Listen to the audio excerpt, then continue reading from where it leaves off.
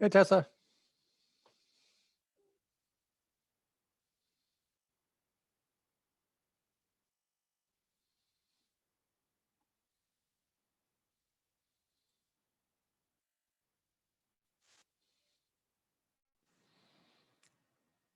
Test, test, test, test.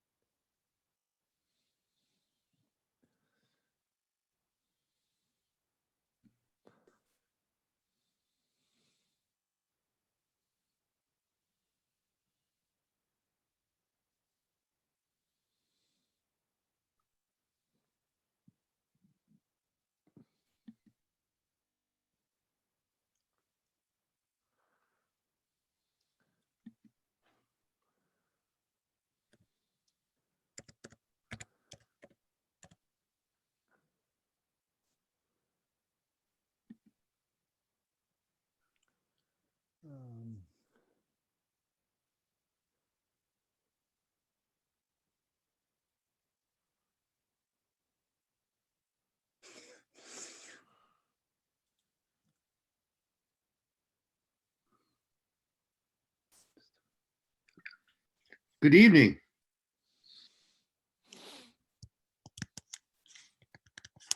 You guys hear me? Yep. Oh, okay. Can you hear me? Yes, unfortunately. Yeah. Thank you, Steve. That's so flattering. Yeah. Merry freaking Christmas, Deacon, you know? Steve, what does 59% secure mean Where do you see that? on your screen? Wow, I don't know. That's really weird. I got to Maybe- rename myself. I don't know what that means. Maybe you're getting hacked and it's going to go down as we speak. Could be. Hey, there we go. Robert, I just want to say, in emulation for Steve, I'm not showing my face. I'm doing stretches with a sore back, but I'm fully attentive. Right. Well, we'll refrain from nasty comments. Right. That's the highest form of flattery, right?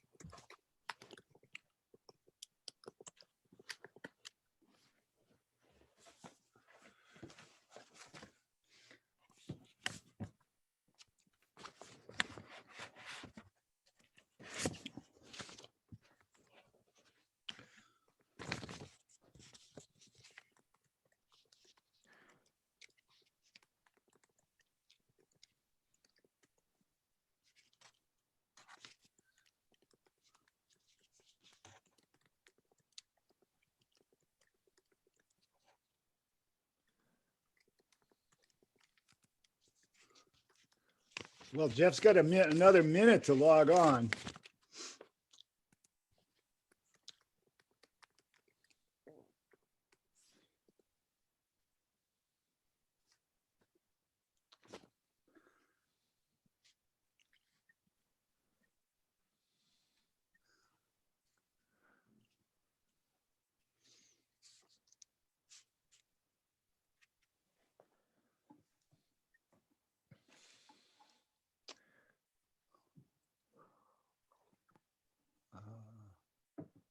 Well, my clock says 7 o'clock. My guess is we can start, and Jeff will join us very soon. Um, The first item on the agenda is public comment.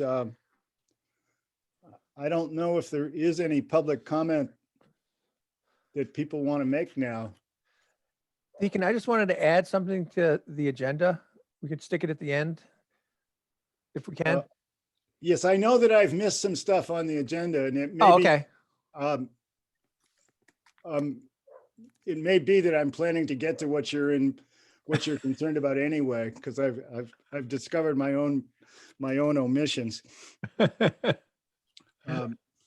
So we can pass by public comment. As far as budgets go, I haven't done anything. I don't think there's any hurry. Before next meeting, I'll try to get the paperwork and we can get started. I'll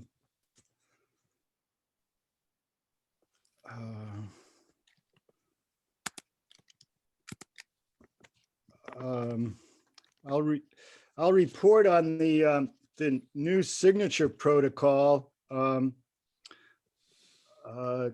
Tessa got the letter together. To the Registry of Deeds. I sent it to the wrong address. We have not heard of any problems from Ayers Hall. When I picked up the mail today,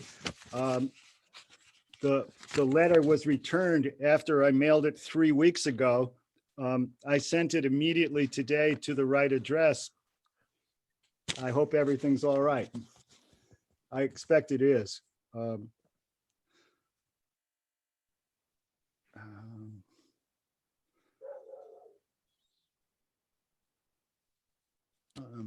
Geez, it'd be nice if Jeff were here.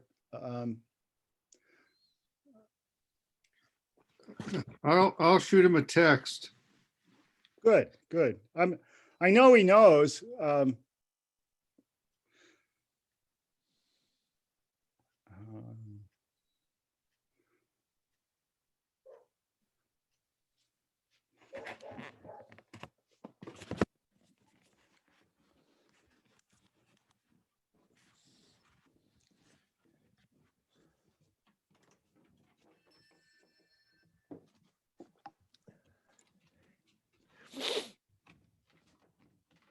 All right, I just shot him a text.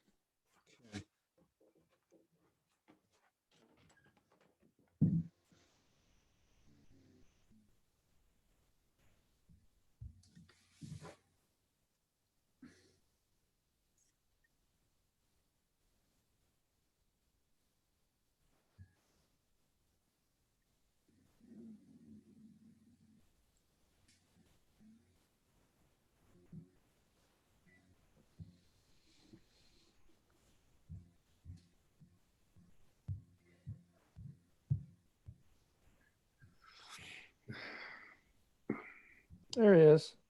Oh, good. Well, let's move on to now that Jeff's here. Let's move on to the minutes.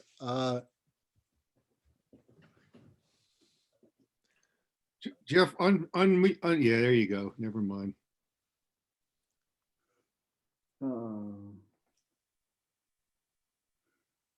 Voila. Okay. We started without you, Jeff. We did some inconsequential stuff. We're moving on to the minutes. 1019 is the earlier one. I could screen share it if that would help. This is Sure. Tessa. Yeah. 1 moment. So I'll just move to approve the minutes of October 19th, 2020. Robert, I second. Okay, well, let's discuss. I mean, I know that you were concerned about edits, Michael. Yeah, well, I just want to make sure we have a process that works for Tessa and it's, kosher by open meeting law. So, I guess I would lean to you and Tessa to find out what you prefer. I mean, I had I sent Tessa edits that I had, just directly to her, which is I figured out why people probably couldn't see them. You know, mostly they're inconsequential, but there's some that are of substance. So I don't know if you guys have checked in with each other about that or not, but um, Nice I'll share go, background. I'll go whichever way is helpful. Yeah, I'm looking at these edits now and thinking, gee, what if all 7 of us did this and sent them all to Tessa? What would Tessa do with all that stuff? Have a big headache. Yeah. I'm also used to redline and strikeout in Word. And I'm seeing strikeouts here, but I'm not seeing, it's not clear what's been added. Yeah, I was thinking that Tessa might receive multiple ones, so I didn't want to do the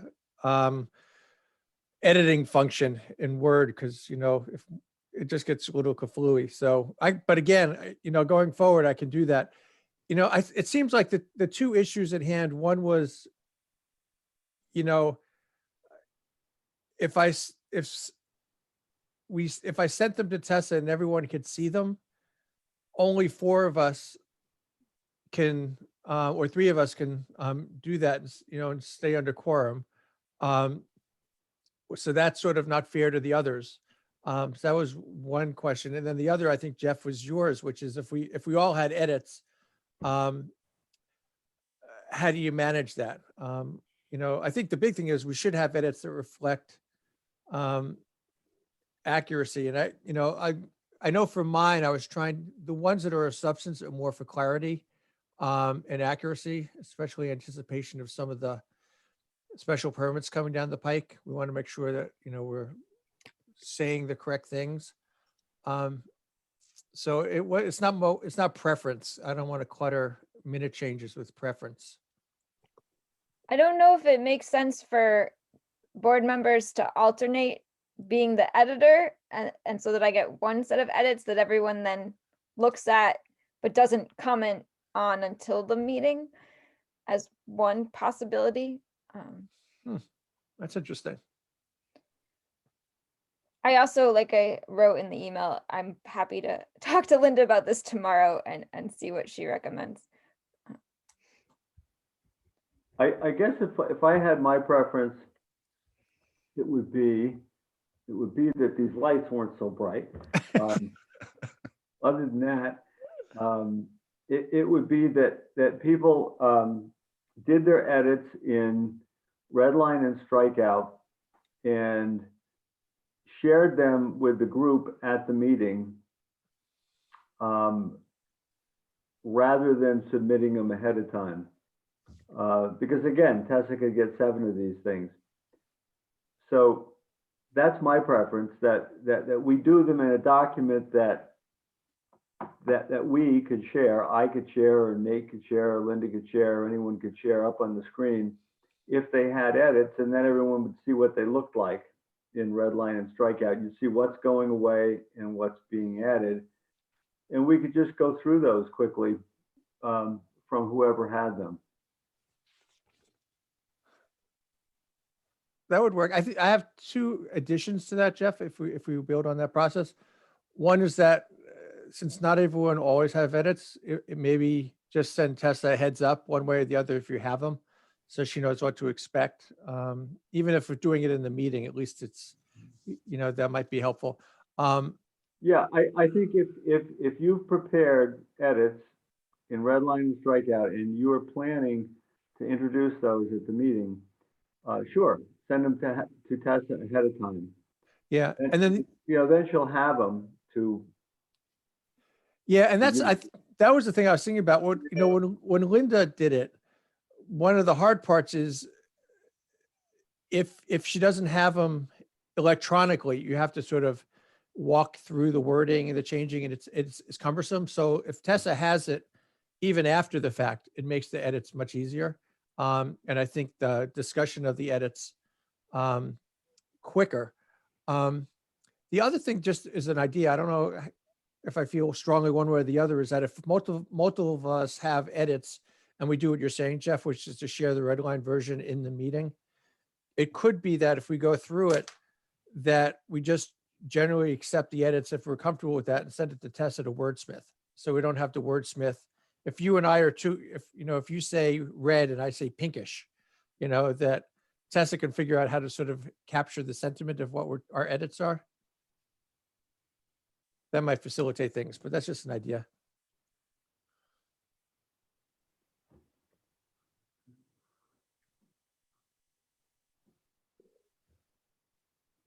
Now, I haven't really seen, I have not seen your edits, Michael. How extensive are they?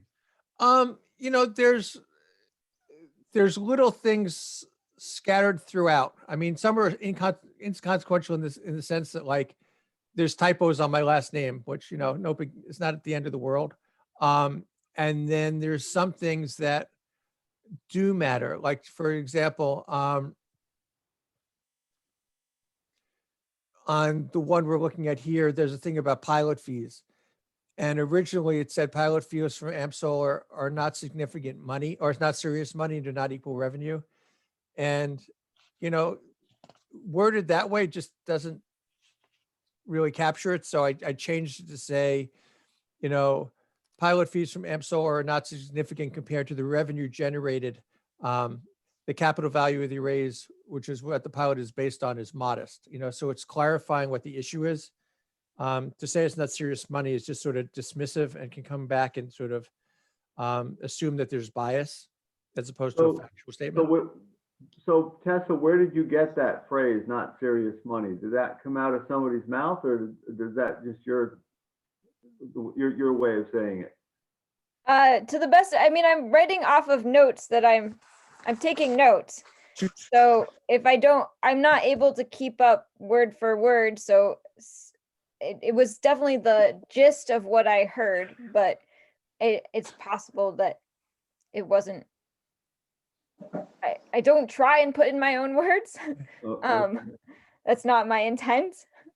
But if I'm translating from my notes, it's possible. Yeah, and I'm not assuming that you inserted yourself or interpreted something differently. I think, you're trying to even get this stuff in writing is a phenomenal feat. So, wordsmithing a line or two here is, I think it's, like I said, I think it's mostly just to make sure that we're accurate for a reason, not just because it's nice. So that should limit it.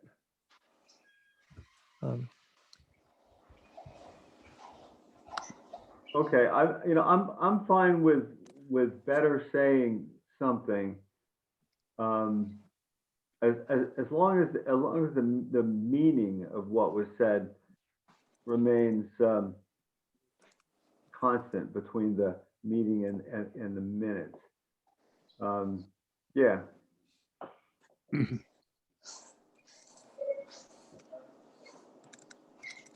It seems to me we got two things going on here. One is what's the procedure we're going to have for doing the minutes, and the other is what we're going to do about this set of minutes tonight. Correct. And that was why I was asking how many there were. Should we start going through them? Well, you want me to share my screen and I could just sort of show you?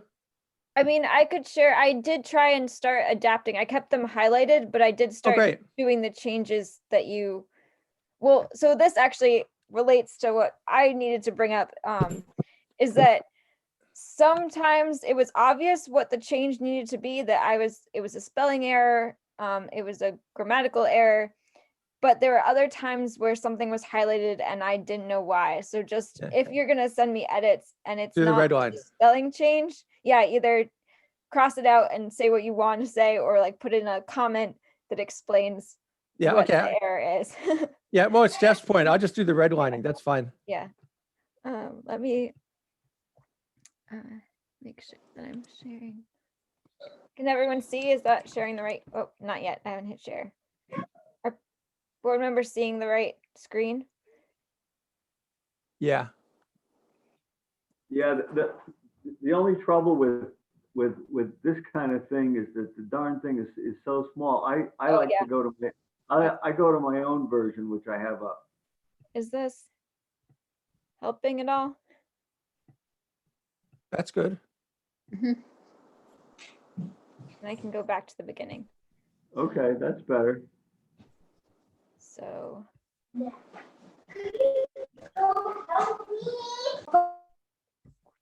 So the built might be the first edit. There's not a lot of them in the beginning. No, So I think that's the first. yeah, Built. that was just a typo. So that's not an edit. So Oh, built, it- what? Is that an added word or what? It was build. Oh, okay, So it's Right. already been edited. great. Okay. Okay.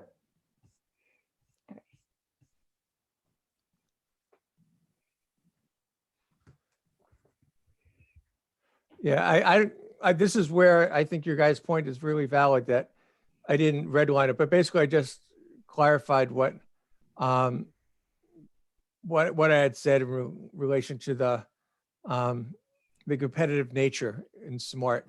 If I don't have the original in front of me, so I apologize. I could probably get it. Yeah, the wording, I definitely agreed. When I looked at the wording, it was not clear. Competitive advantage if they work with towns, okay.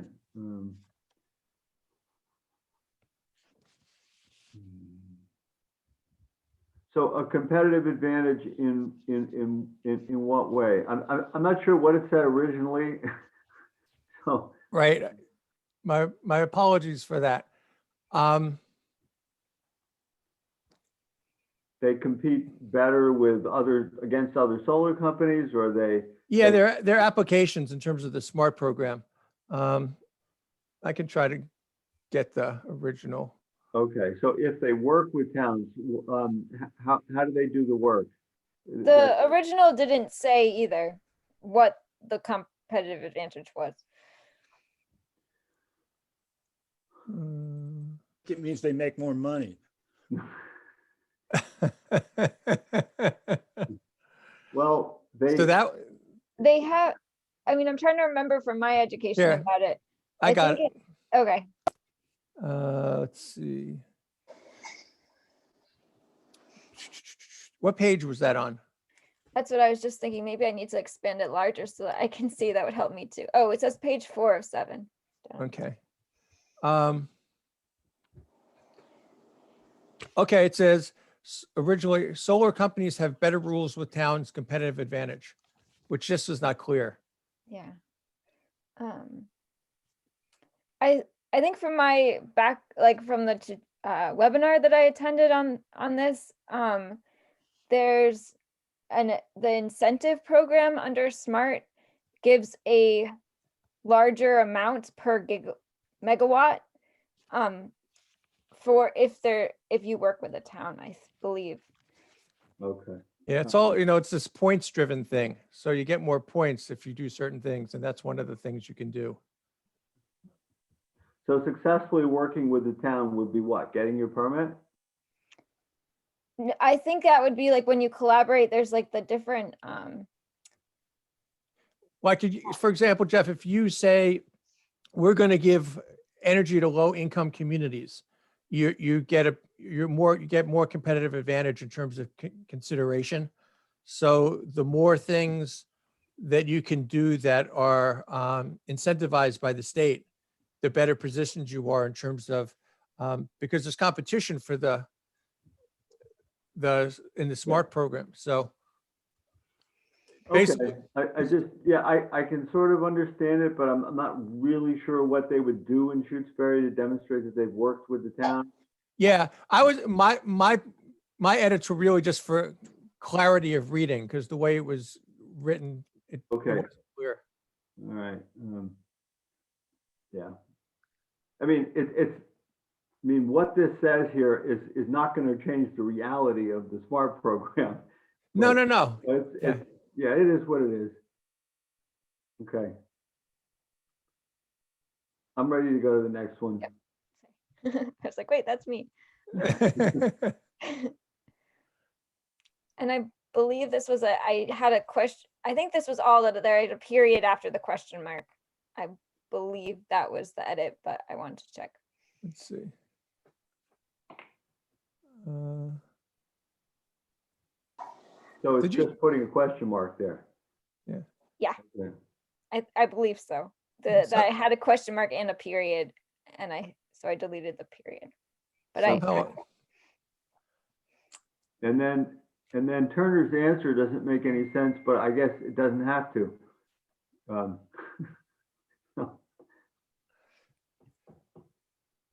Yeah, it doesn't have to.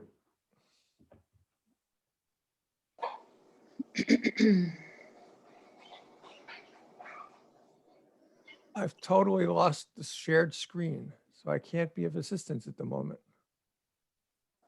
um, I Okay. can only see Oh, George here. speaking, Oh, but I got it. because I I'm got it. on- Yeah. Guys, Steve I got Bressler, Steve Bressler just texted me and said he got bumped off the meeting, so he needs to be let back on. Oh, I might have to stop screening so I can see the presentation. 1 second. There we go. Maybe I'll wait to make sure he's there first.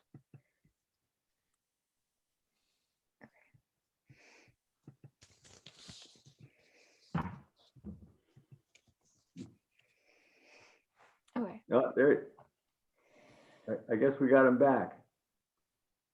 If there's a clarification I'm here. in Turner's answer, I can make that too. Well, yeah, his answer really isn't on point, but what I'm saying is lots of answers to questions aren't really responsive to the question, and kind of looks like a bit of a waffle. So I don't think we have to clean it up for him necessarily. Okay. Take a long time. I'm just kind of taking a peek at the, Mass General Law, and it, says that, you need to have a summary of the discussion on each subject. Right. And given that this was a presentation by Evan Turner, and that we kind of just, bounced around a lot of it. This is, to Tessa's acknowledgement, she almost did an outright transcription of the entire conversation. So we might be getting a little bit down into the weeds where we don't necessarily have to, in order to stay within what the law says, within the spirit of the law, based on the subject at hand, right? Or Yeah. I don't know. No, you're accurate. I think Tessa's building off of what Linda did, or Linda did these kind of minutes. And so I think that was the template that was established, but you're correct. I mean, the big change in open meeting law a few years ago, for years it used to be, you only have to document what the decisions and votes were. And then the AG came out and said, it has to make sense to someone who wasn't at the meeting. So, a narrative summary that gets to the gist of it is helpful. So this is probably more than we need, but I would caution, we don't want to go too minimalistic either. Just something in between is fine. And I Rob- think, I really appreciate Nathan's comments. The point of the meetings is to give a summary, but also to be readable. And if the minutes go on as lengthy as almost a transcript, folks aren't going to want to read them. So I think summary serves us in two ways. One, it's easier. Yes, it's easier if anybody wants to look at it. yeah, and I would support that as well. My concern is mostly if we have something written and it is not accurately reflected, then, we're on the hook for that. So if the narrative is easier for us to read and users, and the public to read, and it gets out, it eliminates some of these details, I think that's okay. There might be things we want to call out just because we want to make sure that it was recorded, but we can tell Tessa when that's the case. I suppose what I could try, this is Tessa's, is for the next, this meeting's minutes, I could write 2 versions, do this type of thing, and also create a summary, and the board could see if the summary captures enough of the meeting. Well, Tessa, let me ask you this. How would you boil down this last 25 minutes talking about minutes into 2 sentences? Well, I definitely, oh, 2 sentences. So for 2 sentences, I would say that the board discussed so I feel like Deacon kind of did a good job of saying that there was 2 things under discussion, that it was a discussion of how to proceed with minute taking and the edits related to the minute taking, and how to address the specific edits for this meeting. As far as I'm concerned, that's sufficient detail. Mhm. Yeah, Good job, Tessa. yeah, Can I I would make- agree. Could I make a comment from the peanut Please. gallery? I don't know if this is helpful for you, Tessa. I'm the secretary for the Historical Commission, and what I've been doing, which has helped me personally, is I get a link from Grace to the recording of the meeting. And then if I can't, my notes don't make sense, I can go back to the actual recording and refresh my memory. Yeah, Tessa, what I would suggest, I'm suggesting this to make it less work for you. So if it doesn't sound that way, reject it out of hand. But rather than spend the committee's time sort of going through these 2, if you wanted to take October and November and just shrink them down to narrative summaries, it'd be easier for us to review next time, and we wouldn't have to go through this, how do we handle it kind of stuff. How does the board feel about that? I'm on board. Yep. I just feel, yeah, I feel fine. If we're having a discussion, it can be summarized. If the result of the discussion is some type of motion in a second and something that we've agreed to do that comes out of the discussion, that needs to be exact. Plus any votes on permits or anything like that needs to be exact. Yeah, that's Agreed. legally required.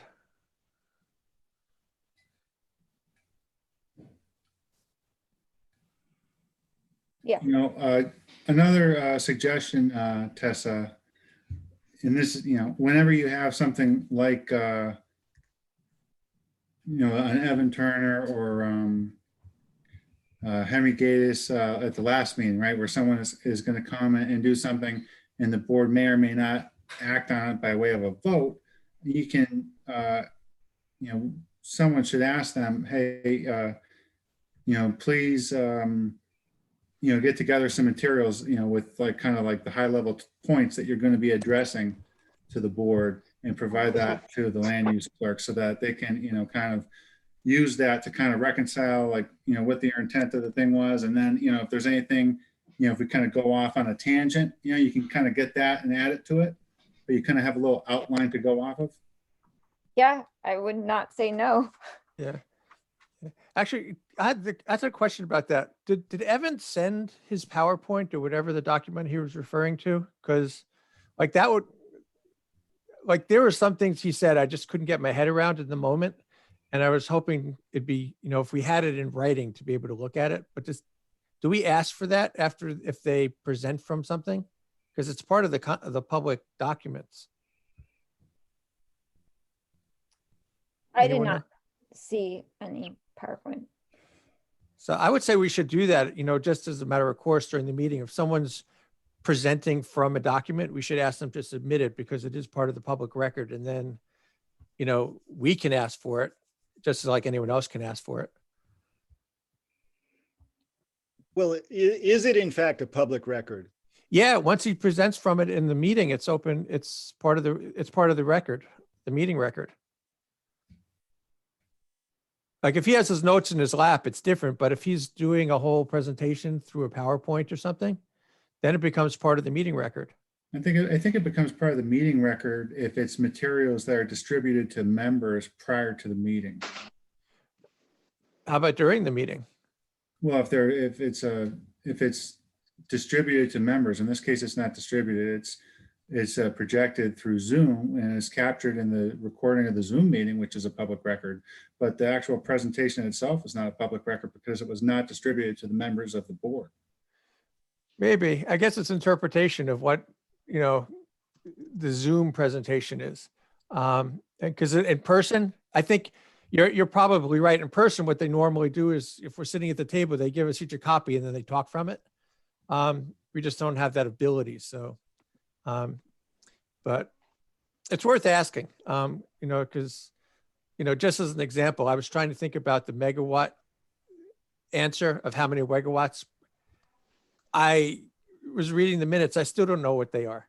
It's just, you know, so I was hoping if I looked at his thing, I could understand it better. So anyway, does it seem like it sounds from some people's response that taking these two versions and making them shorter in a narrative is a good solution and we can move on?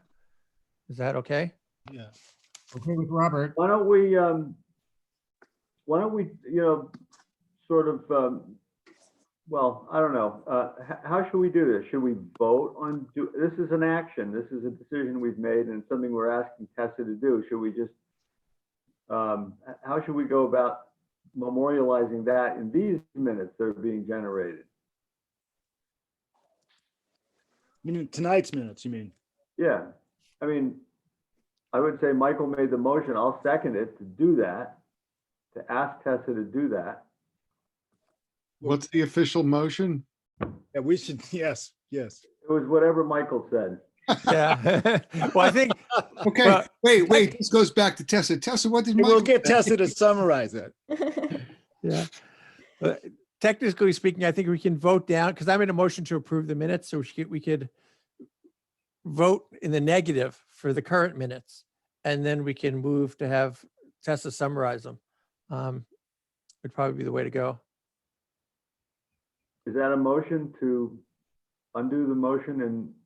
No, you can't really, it's a falsehood. You can't undo a motion. So that's what I'm saying. The Okay. motion is on the table. We should just vote down. And then this long version that is in front of us, we're rejecting. And then we can have a second motion that basically says what I said and you said. Okay, Mr. Chairman, lead us on here. Okay, so any more discussion on rejecting the motion to reject the minutes? Hearing none, I'll call the roll. Michael, I'm trying to answer I made the motion originally to approve it. So I think I'm going to say no, meaning I'm rejecting it. okay, fine. Nathan, No. Jeff, Nay. Linda, Nay. Robert, Nay. Steve, No way. and I'll say no too. Okay. So- Having heard that, I'll move to request that Tessa take the minutes of October and November 2020 and summarize them to her best of her ability and represent them at the following meeting. Second. Discussion? Jeff second. Okay.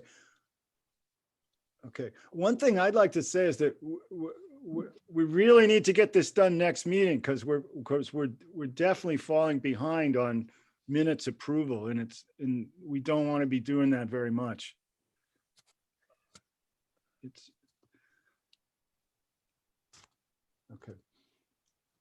Okay, so there's a seconded motion before us. And the Tessa will do this work. Are we in?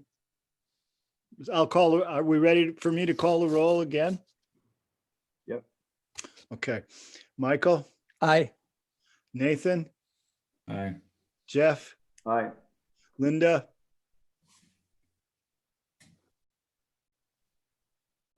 She's muted. Linda, you're muted. Your phone is muted. Okay, I'm an aye. I'm going to leave the meeting and come back in because my video, something is not working for me. Okay. Okay, great. Robert, Okay, good. Robert, Aye. Steve, I, and I'm an aye. So that's unanimous. Good.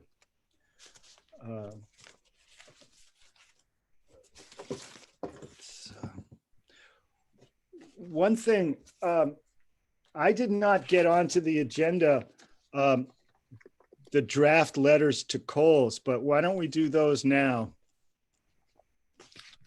Okay. Do people have those? Yep. Oh, so there's one document that has a draft version that says 1-1. That was my mistake. But basically I wrote one that I distributed a few weeks ago, as I said I would, and then Steve gave me some edits. So that's his version, which I'm totally fine with. And Steve tried to make it, I think, more clear and shorter. That's the second page, if I'm correct. And as I said to Michael, mine was kind of a draft of his draft with the goal that Michael just said, which is make it more direct and shorter. Steve, yours was shorter by 4 words. No, way more. No, I did a word count. 4 words. Well, shorten it more. But I kind of liked your version. I thought it was a little punchier. Yeah, I think you took Michael's and improved it a little bit. It basically says the same thing. So whichever one was second in the line, there was Yeah, that was Steve's. a top one and a bottom one. I thought the bottom one was just a little bit punchier. Yeah, that was Steve's. And the only addition thing I would ask is if anyone has any other rationale to add as to why it's good for Michael to be allowed on the Coles properties for these solar projects, please speak now. There's that first or second paragraph, I think is the rationale paragraph. Michael, I'm not looking at it right now. Yeah. And I think we covered it all, but there, somebody may have other thoughts as to another advantage. Well, generally, in special permits with a 7-member board, you must have 5 members voting in the affirmative to approve the special permit. And well, I know Michael's not recused. He's made less well informed by the. And we do have that. Huh? We have that thought. All right, so he's not recused, so he can still vote. All right, so he can still vote. Yeah, all right, forget that. All right, if there's nothing, that's okay. I just wanted to be. Yeah, I just want to make sure that last line, thank you for your consideration, doesn't have the same spacing between the paragraphs. Oh, yeah, just Yeah, I did not do what I would call a letter perfect. It truly is just a rough draft for somebody else to take and polish. So No, that's okay. That's, just a minor. I'd like to polish now and make some really small corrections.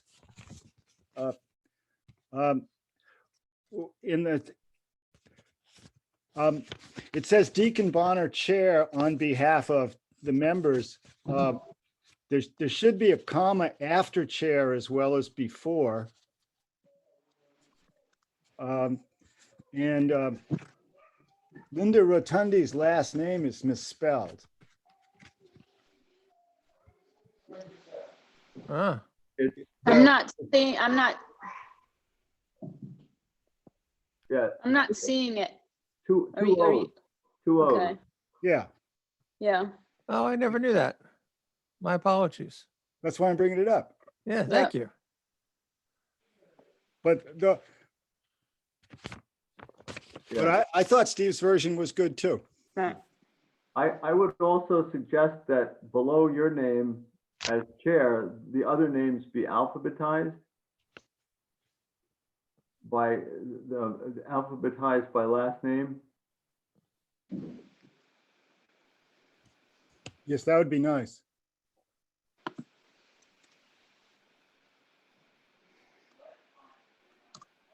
Okay, so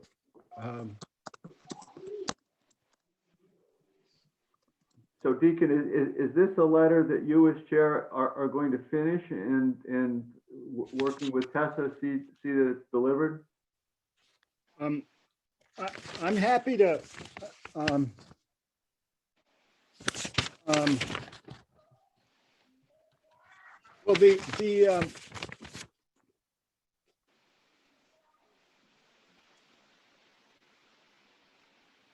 well, this'll show my ignorance of how to do edits, but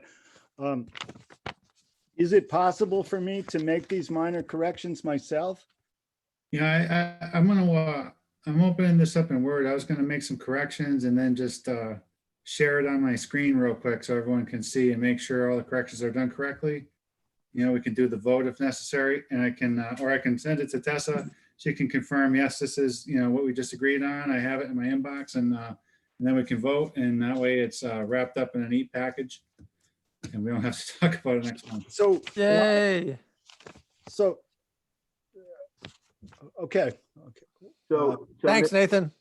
thank you. I'm trying to be helpful if I can. all right, so Nate, do you want to do that quickly and then share it with us, and we'll just run right through it and be done with it, or? That's correct. Okay. Yeah. I'm currently, struggling with MS Word, but it's good. It's coming up. How many people out there are Mac people instead of, Yeah. or You how know- many people work in Word normally? I'm curious. Me. I do. Yes. Yeah. Nathan, I can share my screen if you want. I've got most of the edits done. If that would be Oh, you do? helpful. Oh, that's fine. Go ahead. Okay. Can you guys see that? Yep. Okay. Yes. So I got the 2 commas, right? That's correct. Yeah, I got Linda's last name like that. Is that correct? no. No, with an You need to O. replace the U with an O. No, O. What? O. ROTO. Oh, that's where it goes. Got it. Okay. I thought I was really blowing it. It's like, oh, root. Like that. Got it. Okay. Sorry about that, Linda. No problem. It's a common error. I know about mistaken last names. And then I got the alphabet. So we got BLMRARO. So I Wait, think- Michael, is this the right version of the letter though? Yes. Yep. yeah. Okay, Yeah, you consolidated a couple paragraphs into one. So yeah, it's yours. okay, This is the second page of that one. Yeah. okay, okay, I got it, yep. And just get rid of the drafts in the first page there, and Okay, so here's my question. Do we need the parenthetical stuff? Like, unless, of course, he's in a butter and must recuse himself from the project. We don't have to tell him the law. That's, that's just is. You see where I'm in that second paragraph? This right here. Yeah, I just cut it. Everyone good with that? Yeah. Yeah, that saves some words. Okay. Now you're really ahead of me, Steve. Okay. I know that was the goal. I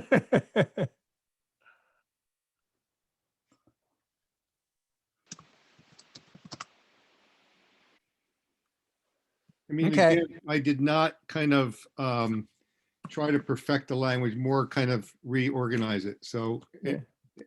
Any comments are helpful here. we need a period after the restriction in that first paragraph at the end of the paragraph.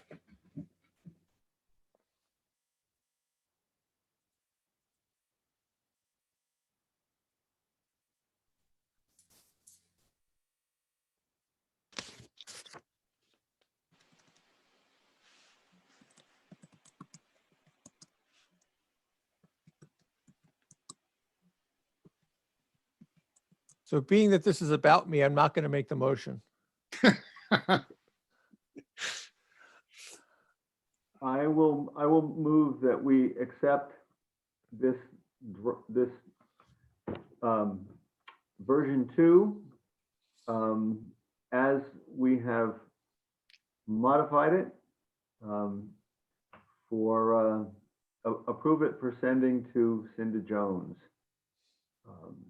Robert seconds. So does anybody want to talk any more about this? I'll call the roll. Michael, Abstain. okay. Nathan, Aye. Jeff, Aye. Linda, Aye. Robert, Aye. Steve, Aye. I'm an aye. Okay, and so this version will be I'm going to send it to you and Tessa in about 2 minutes. okay. Oh, we got another. Linda's got a helper. I do. Helper? Helper, you said?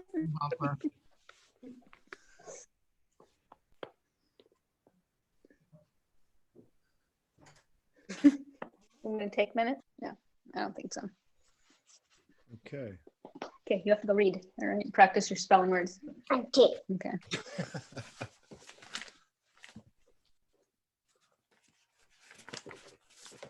Okay, so we're ready to move on. Aye. Okay. Let's talk about associate members. Michael has sent the Mass Laws reference and some sample versions from other towns. I think we'll need to combine this with some new information from Nathan. But maybe we should mention first Nathan's situation. He called me earlier today and talked about recusal. You want to talk, Nathan? Yeah, I'm gonna have to recuse myself from all special permit review. Of solar. Of solar, of ground mounted solar developments. And I reached out again today. Initially they advised me that I would have to do it. And there is a clause in the code of conduct that that says waivers can be granted. And they basically came back and told me, waivers can be granted if the situation is or the result is unfair or unjust. And they said that because this is a voluntary board, it wouldn't be considered unfair or unjust, and that that situation is typically reserved for if my wife was an employee of a market participant, to maintain compliance with the code, someone would have to quit their job. Sometimes they'll grant a waiver in that situation. But this one, she said it would simply not be approved. And I was advised to accept the advice I'd been given and let the matter go. And they is ISO New England, not the Ethics Commission you're talking about. Yes, my employer. So I have to, I have to adhere to a code of compliance at the behest of my employer. And their, standards for this are an entirely different animal for the standards that are established by state law as far as conflicts of interest go. And it goes kind of beyond, conflict of interest to go around the concept of independence for the independent system operator, regional transmission organization. And then it also goes, into what would be a conflict of interest or have the appearance to be a conflict of interest. Basically they state that, the development of ground mounted solar installations is related to company business and based on the language of the code of conduct that's covered, and I have to recuse myself.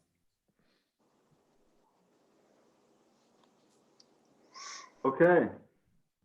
That's grim. Yeah. Yeah, I thought that it would, work out, and then they said it wouldn't, and then I was struggling with it. Actually, I've been talking to a few, reaching out to different folks here and there, getting different perspectives on the matter. And I did decide to approach my human resources director about, possibly getting that waiver. And, the response was very clear.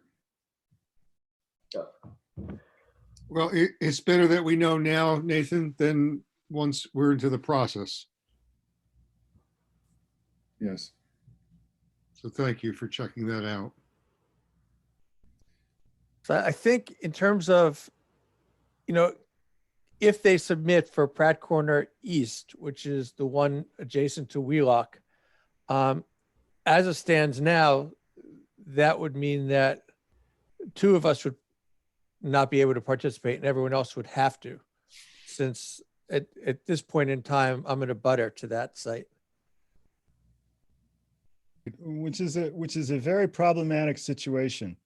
I Yeah. mean, the quorum stuff is really difficult with the special permits, especially when you start having multiple sessions, multiple public hearing sessions. Mhm. It's very difficult. I mean, Yeah. Yeah. and- I mean, I So- think, So yeah, I mean, it's a two-edged sword, because for the developer needs then 5 out of 5 votes. If 5 that are eligible to vote, the developer needs all 5 to get a permit. And then at the same time, for us, it's difficult to get 5. So we run the risk of constructive grant. Which, right. and just to be clear, when you say constructive grant, what that means is that if one of the voting members of the board can't attend several meetings and therefore is ineligible to participate, that they automatically get the permit. yeah, unless we go through the, I think it's the Mullen Rule process of, they have to review a transcript and attest to the fact that they do. So it just means more requirements to keep the board from, Yeah. to keep the board on the right track so that we don't screw up the process and give them a constructive grant, which they will get if we don't adhere to the process. Now let's go over the Mullen Rule a little bit. I'm perhaps mistaken, but I was under the impression that in order to preserve the ability to vote, a member could only listen to a recording or read a transcript for one meeting. Is that right or wrong? Might be, I don't know offhand. Yeah. I think that might be the limit for any one member. Here, I just looked it up. It says, at most 2, actually here, let me do it. Something long, the Mullen Rule. Well, while you're looking at that, Michael, is this where the associate planning person can come in, can be helpful? Yeah, the problem is that we can only have associate members as a change of the zoning bylaws. So, Oh, we would have had discussion and then we would propose it. I don't anticipate we're going to have a special town meeting between now and the next couple months. probably not. Okay. What has to take place for there to be a town meeting? The select board has to be willing to do it. And, going through there's an expense of a few $100s and a lot of hassle of noticing.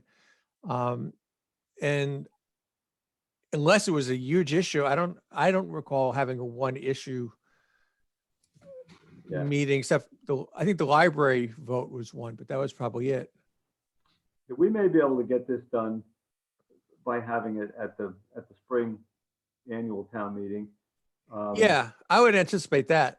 Yeah, because even if, we may not get any applications before then, and if we do, you have 65 days to begin the public hearing after you get the application. So you don't have to go right into the public hearing. You can put that off. And even if we go into the public hearing and we pass the auxiliary member thing, we can add the members and then I believe they can participate. I don't really think, I don't think that there would be a problem with that. No, it's not like trying to get a zoning bylaw passed before some application comes in. It's different. I think if we have a project in progress and this passes and the select board and planning board can designate a couple of auxiliary members, they can start participating at any time. But if the hearing started before they were an associate member, then I don't think their participation would count. Because they're just a member of the public. And I think if you look at these, I wonder if they could do the Mullen Rule thing to catch up. well, so I found it online, and this is from the Mass Citizen Planner documentation. And it says, if a community has adopted MGL 3923D, the Mullen Rule, which I assume we did, a member who missed one session of the public hearing may vote after reviewing evidence, including an audio or video recording of the missed session. So it doesn't say, I mean, it says one, and I seem to remember from the training that you're allowed to miss one. If you miss more than one, I think you're SOL, but Does it say one member or a member? a member who misses one session of a Okay. public hearing. So it sounds like every member gets one of these. Right. Yeah. I actually remember that from the one of the Wheelock, we were doing the Wheelock property. Yeah, And I remember calling. I listened to like a 3+ hour one once, yeah. Yeah. And I bet you were on the edge of your seat, Linda, weren't you, that whole time? I was on the edge of my seat, just riveted. Yeah. Yeah, I mean, the nice thing is all the Zoom meetings are recorded, so it's, logistically not as hard as what it used to be, but it's still the time in. Yeah. Now, Mhm. my recollection is that Evan Turner suggested that they would probably have one application filed before the end of this calendar year.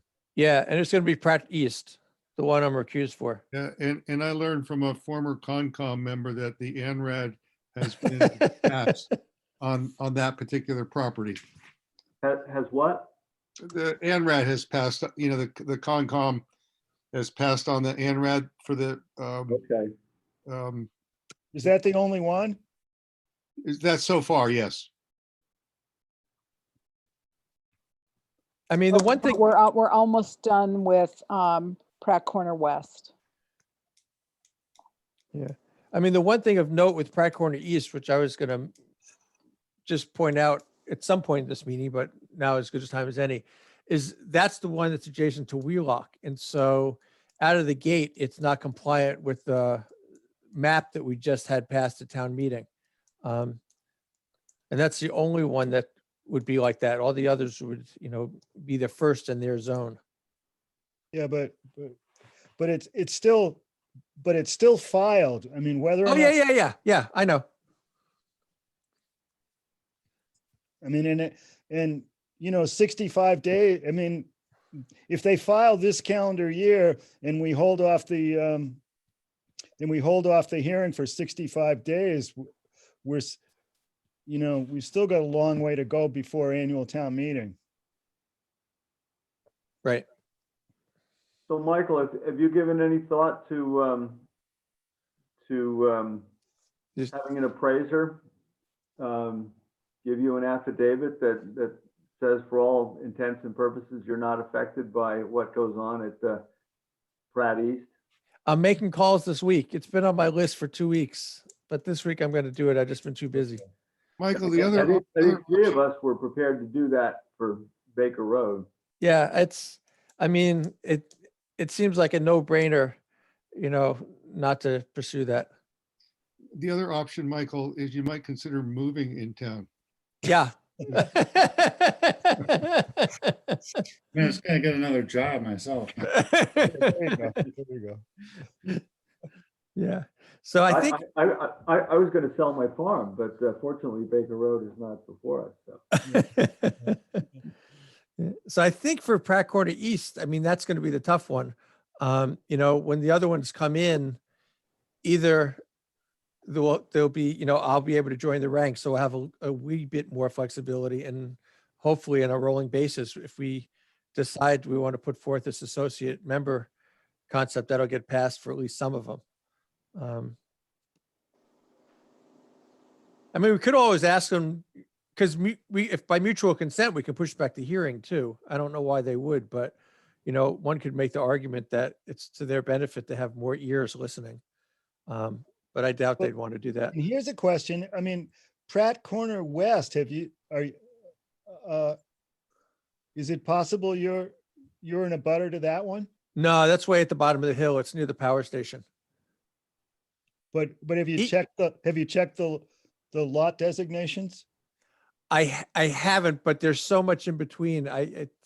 But is it still ZF2? Oh, actually, No, it's actually, not. no, it's not. Actually, I did check with Kevin and Becky when we went through that time, just to make sure.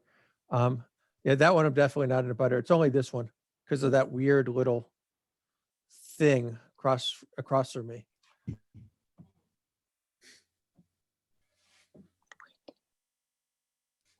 That sounds like a classic textbook example of why you could get a waiver from being recused, because of that odd parcel that goes across the road and loops around and sits in front of your house. I mean, that's Bizarre. Yeah. Yeah, it's serpentine is sort of. that probably got several of you recused from Wheelock before. Probably, I mean, I would think so. Yeah. Everyone on the other side of the street, for sure. Okay. I mean, so Deacon, direct us here. You know, we're well, we're yes, talking I'd about like, associate I'm members, so I'm so trying to we're think gonna this. have to- We're gonna have to draft the bylaw, right? If we all Yeah. agree. Yeah, you want me to jump in? I can just tell you what you know. So are we through with Nathan's situation? I mean, that's what I want to be. I mean, it seems like we've discussed Nathan's situation enough, and we should just move on to the work that Michael has done, getting the information about the associate members. Yeah, Okay. Yeah. yep. So I don't know if people got to see, actually, I'll just share my screen. That's the smart way to do it. Let's see. There we go. Okay. Can you guys see that? Yep. Yeah. Okay. Yes. So 48 section 9 is the special permit mentioned in the Mass General laws, and the highlighted parts, the part that's relevant. So we are a special permit granting authority. So we can provide for associate members. That's that first sentence. And because we have more than 5 members, we can allow for up to 2 associate members. The other thing that's interesting is this next sentence here that I'm highlighting. A city or town which establishes the position of associate member shall determine the procedure for filling such position. So it's up to, you know, us if we write the bylaw and then town meeting to approve it. Whatever we come up with as a procedure is we're allowed to do. So, you know, normally we have to figure out what does the state say we have to do, and there's nothing like that. So that's sort of nice. You know, and then I went through and I just did a sort of a curated Google search of towns that were appropriate, and, you know, try to get a bunch in Western or Central Mass. The thing that I found out just looking at these, I'd say there's most of them have the select board and the planning board, as in Ashburnham does, jointly appointing. And I think that there's only one in these examples that actually has the planning board do it. And I think the idea is to have the planning board and the select board. The select board is sort of a proxy for the voting citizenry, you know, because all of us were elected in by, you know, voters in town, the residents in town.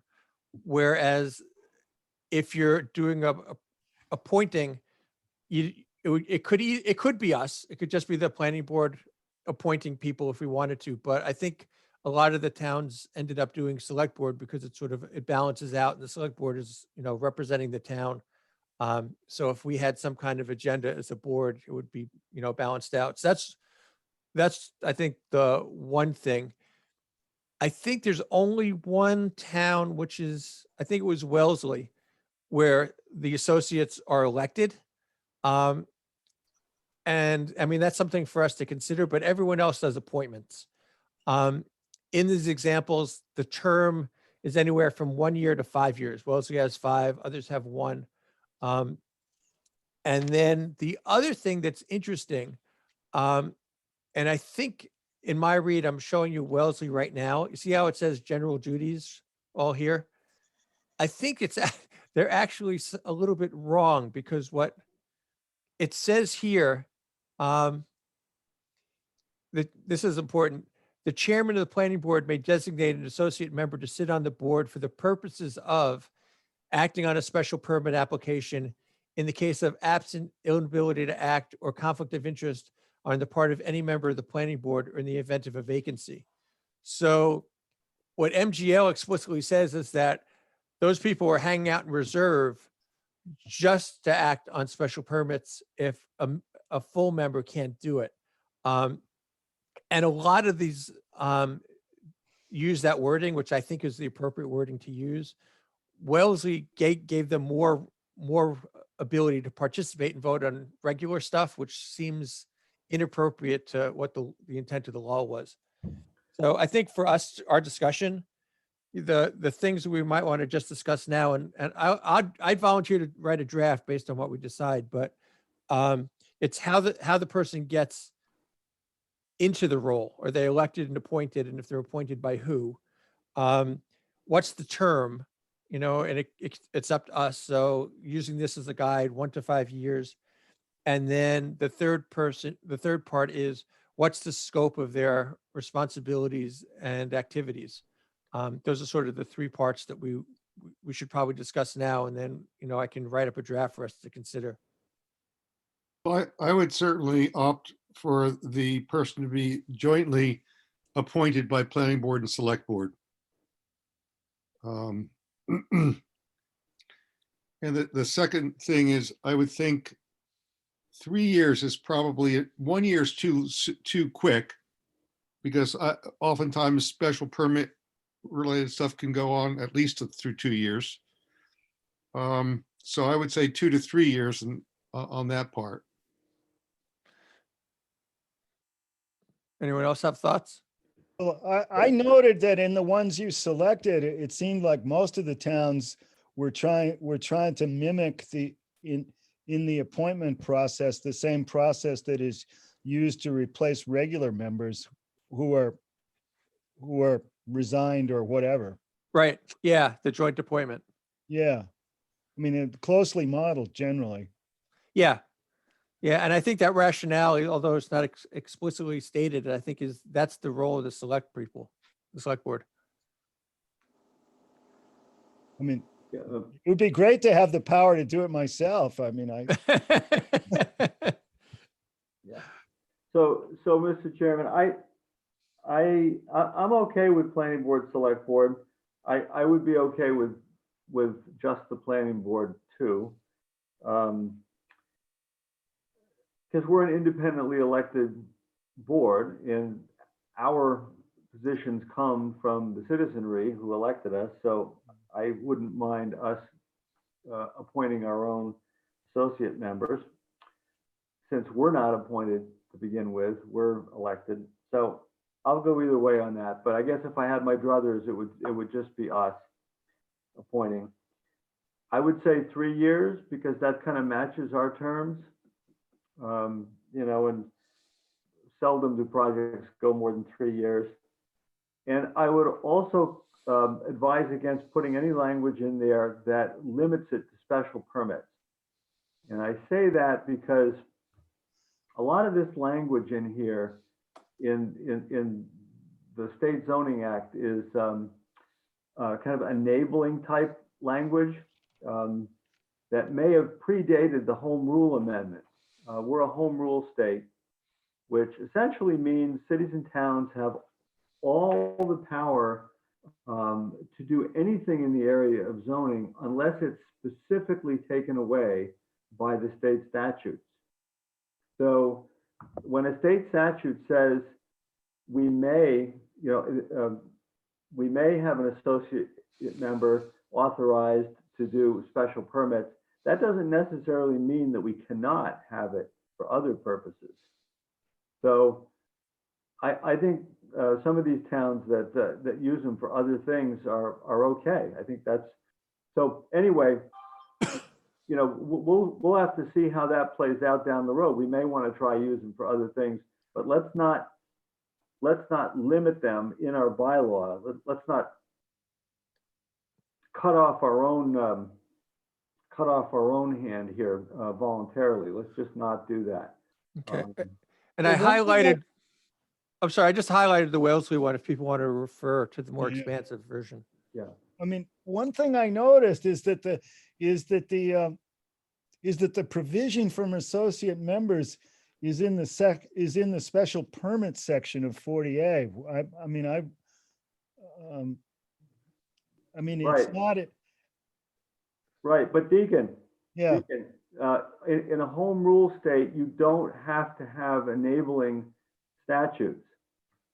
Actually, what these statutes are is disabling statutes, because cities and towns have all the power. All the power resides in the cities and towns except what the statute takes away. Mhm. So unless it specifically takes it away from you, you have it. okay, yeah. No, I'm not arguing with you. I'm just noting that they did put this section in the special permit area Yep, of 40A. yep. That's all. Yeah, well, there is no site plan review section of 40A because it's not in the statutes. It's a creation of home rule. So, probably 50% or more of the cities and towns do site plan review, and there's not a word about it in the state statute. Yeah, yeah. Well, it seemed to me that Michael has volunteered to write a bylaw. I mean, we'll certainly want to be looking at it later, whatever it says, and editing it if necessary. Should we have a motion to authorize him to do that? I'll make that motion to authorize Michael to draft zoning bylaw that provides for up to two associate members for the planning board. I'll second it. Okay, and more discussion? Yeah, I was just going to jump in. I mean, what I heard, and I think it makes sense, is that, at least for the term question, to Jeff's point, 3 years parallel is what our experience is. So that's probably an easy one. It would be helpful just to have a moment or two discussion. I think Jeff sort of framed the appointment, planning board alone versus planning board and select board, and we got two opinions. So it'd just be helpful to see if other people have thoughts to get more texture about that question. Robert, I like the idea of planning board alone. It so simplifies the process rather than having to juggle a common meeting. Mhm. And discernment as the planning board, I think, would be the primary concern. The select board really isn't aligned with what we're doing too closely. Linda, it looked like you agreed on that one. Yes. Okay. I agree on that as well. If there is opposition to it, then I'm not 100% familiar with what the process is, but I would think that you'd be able to make an amendment and pass it with a joint meeting if you wouldn't be able to do it with only the planning board. But I think going for just the planning board makes the most sense. Well, and I think too that, the select board will see this and be informed of this long before the meeting. So, I mean, I mean, if they had some serious objection, we would listen. So currently, if if a vacancy occurs unexpectedly on the planning board, and the planning board kind of, in the past, isn't it the planning board's recommended somebody and then the select board gets to review it? No, I mean, we just went through it with Nathan. So, you know, Oh, I right, think- right. so I think we get to put out the call. But then, you know, the two committees as individuals vote, and then the thing that we should clarify, because it was not clear when we did the vote, was we needed a majority of individuals of the two bodies, as opposed to a plural, I can't say that word. Plurality. Yes, that one. But that became, yes, and That was your point. that was my point. Yeah, and we did it. Yeah. So I think, I think it'd be interesting just to get Deacon and Steve, your input on the appointment process. But I think if we did the planning board, one way to do it is you could build in that, people can, put forth names, so the select board could put forth names if it was interested for our consideration. There's, the front end before the voting of who's, whether it's a formal Mhm. nomination or something.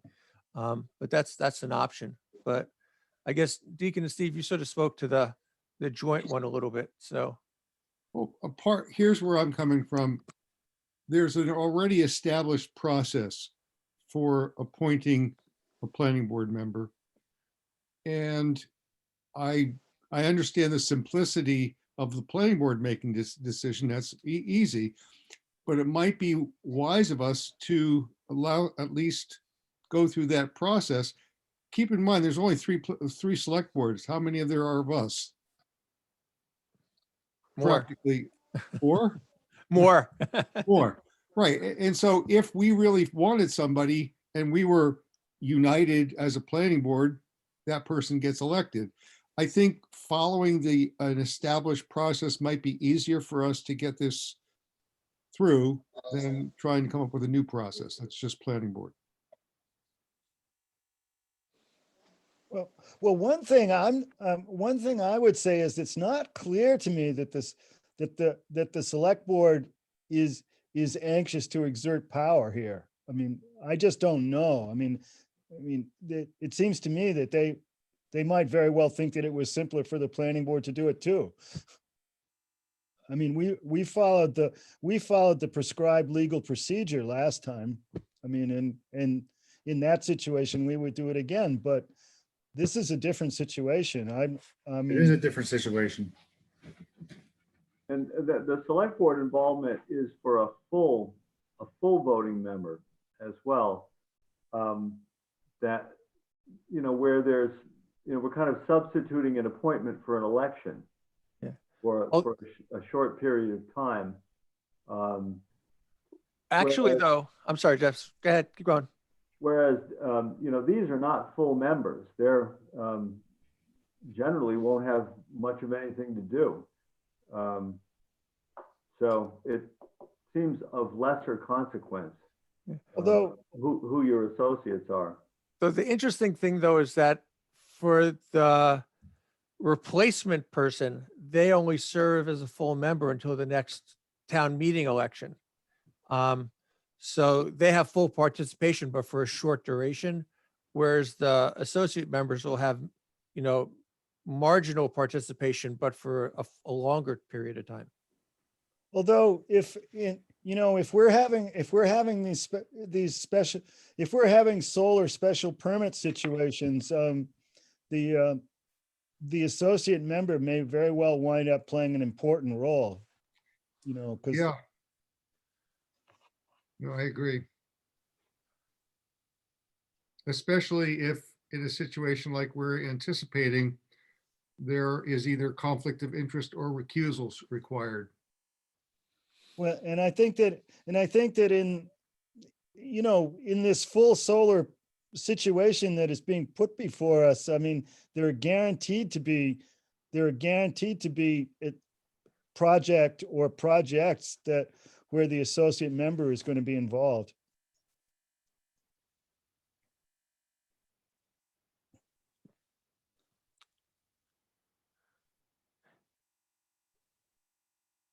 Michael, in your work, would you be interested in reaching out to the select board to see how they? Oh, yeah, about it? totally.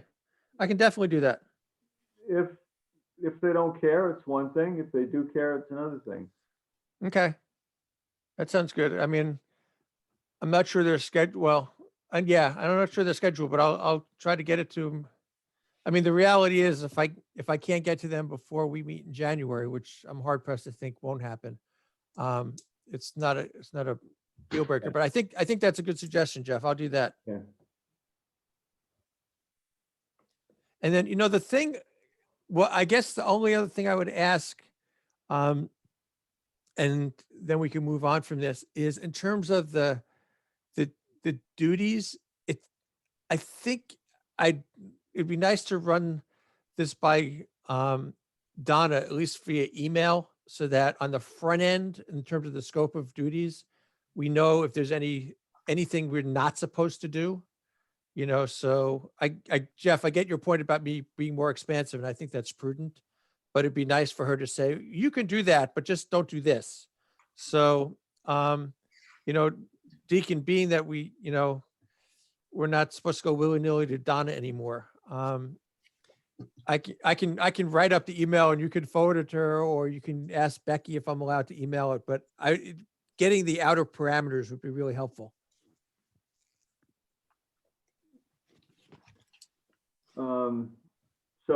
So what's Becky's position, that she has to approve all contacts with Donna? Yeah, Deacon can speak to I'm it. not sure about that. I think that I'm not sure. I mean, What about the state? Is there the state municipal services division of the Attorney General's office? I mean, they review the articles that are passed at town meeting, but do they entertain any kind of guidance in the drafting of zoning amendments or no? I've always considered going to Donna as town council as sort of the go-to, because Yeah. she's the one who knows the town and knows the dynamics and stuff. Where I think my impression of the state is they're not going to commit very much one way or the other. They're not supposed to take a stance. If it's blatant, they probably warn you, but I think we get more textured information from Donna. Robert, I would think it's the duty of the planning board, of our chairperson, to contact Donna directly on a question of law and not rely upon each intermediary who's unelected giving her okay. Aye, I would support that. aye. So yeah, let's just do it. That's my motto. Just do it and see what happens. That's what I did last time. I got in trouble. Well, no. I think we have to go through the chair for this kind of stuff. But, I don't think an unelected town administrator should be telling an elected planning board what they can do. but it's not clear to me that, I mean, I think there was some lack of clarity about what happened. I mean, I thought that you had talked to Becky about going to the lawyer and she, It's really, okay. It's really all gets a little vague, and there was some inexplicitness about what was going on. All right. Yeah. I think that's what happened. I So- mean, I don't Well- think Becky objects to me authorizing going to the lawyer. I don't think she does.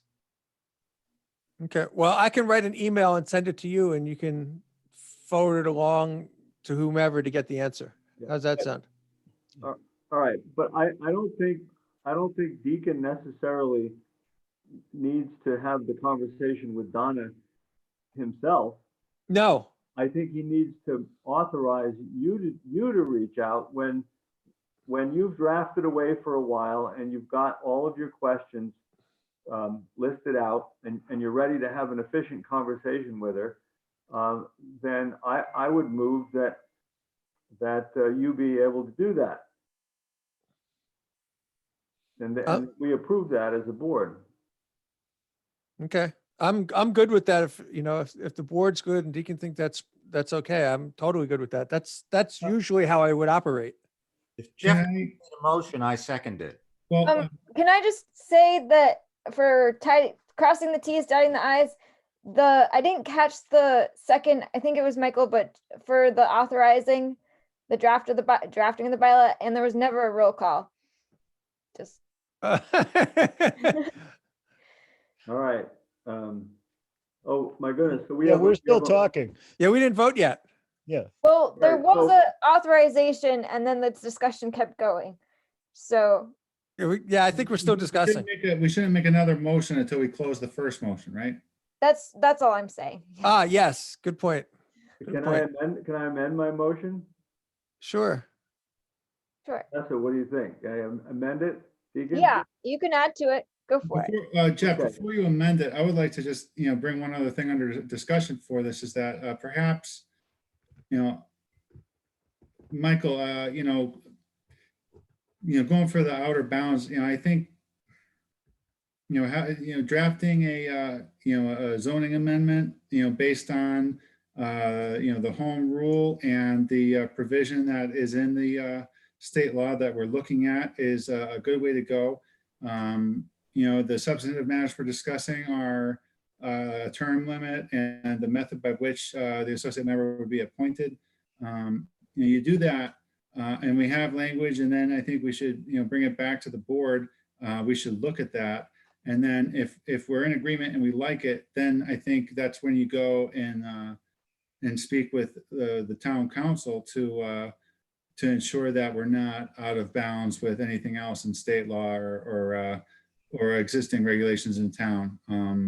I think that would be the best way to go in terms of having an efficient conversation and best use of the time there. Does anyone else agree with that as far as what Jeff might amend his motion for? So you're suggesting that Michael create a draft and ship that to the town council before he has the conversation. So there's actually something there that she can see. I think what Nathan was saying, excuse me if I'm getting it wrong, is that I draft something that deals with everything but the scope of duties that can come back for the committee to discuss, so that when I go to Donna, the only outstanding thing is the duties that we already know. We have the term that we like, we have an appointment method that we like, and the question really is about the scope of the duties and how we articulate that. Is that, so it's a sequence kind of thing. Is that what you're saying, Nathan? Well, I would even go so far as to include the scope of duties, and the scope of duties should be sufficiently vague so that it would include any duties permitted by the by Chapter 48, Section 9, and under the home rule. Yeah, the section 9 is special permit. So I don't know if we want to index it to that. Well, we don't want to index it to that, but it's including but not limited the provisions of Chapter 48, Section 9, and any other duties, granted to the planning board in any case where a member is any case of absence, inability to act, conflict of interest, or what have you, or a vacancy on the board. Yeah, but I'll give you an example. I don't think I included it here, but there was one town where essentially the associates participate as full members on everything, which is just struck me as really odd, so they participate in conversations and votes of minutes and all that kind of stuff. And reading that, I couldn't differentiate why they were, aside from how they get onto the board, there's no real differentiation in role. And it seems like that's the thing that we want to figure out. It's sort of like, Deacon's going to call someone off the bench and say, okay, we need you in for these plays. Yeah, I think the question for Donna would be in view of what Section 9 says about associate members and special permits, and in view of the fact that we're a home rule state, um,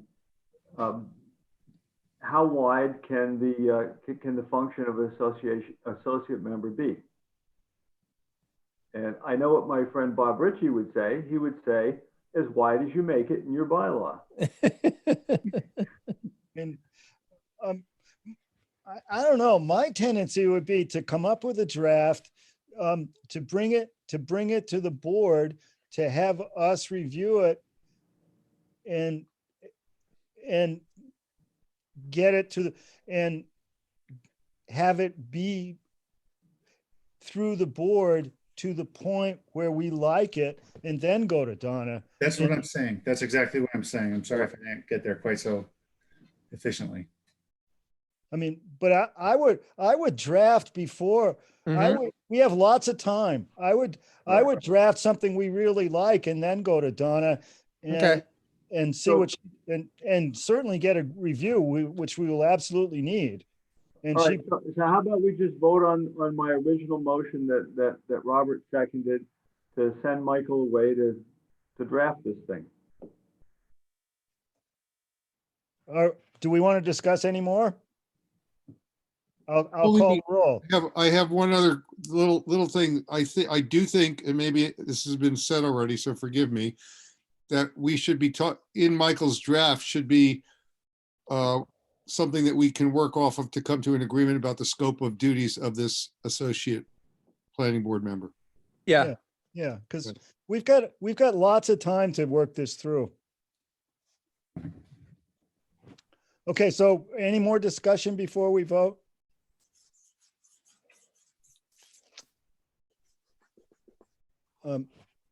Okay, I'll call the roll.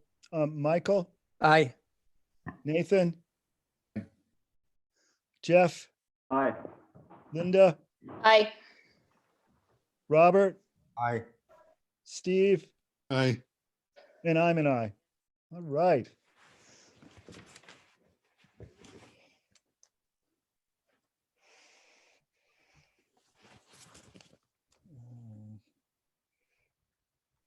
Oh, one thing I should report on. Um,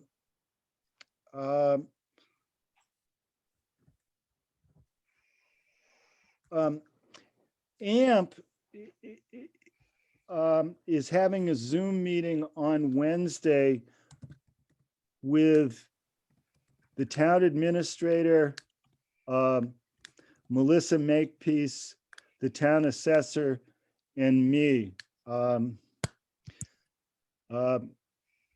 to catch people up on what's going on. And I will attend that Zoom meeting. What time is it? It's 1 o'clock on Wednesday.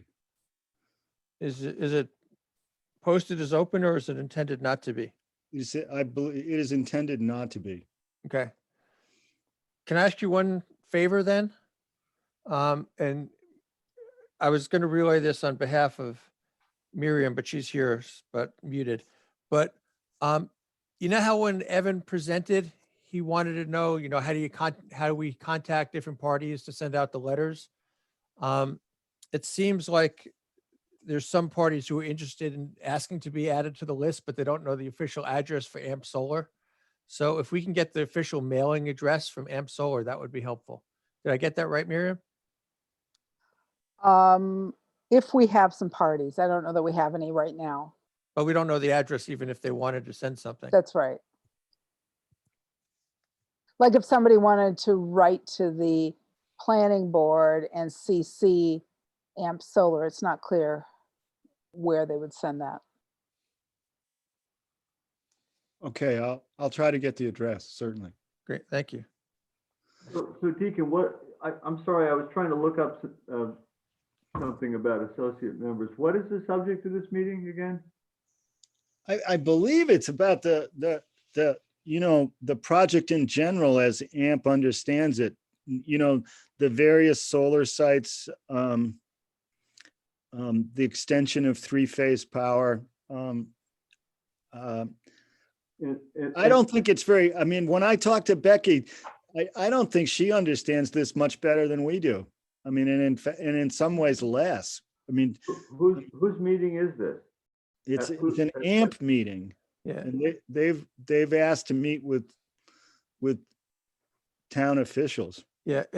Jeff, it seems like it's designed to be under quorum, so it doesn't have to be a public meeting. Yeah, yeah, that's my sense too.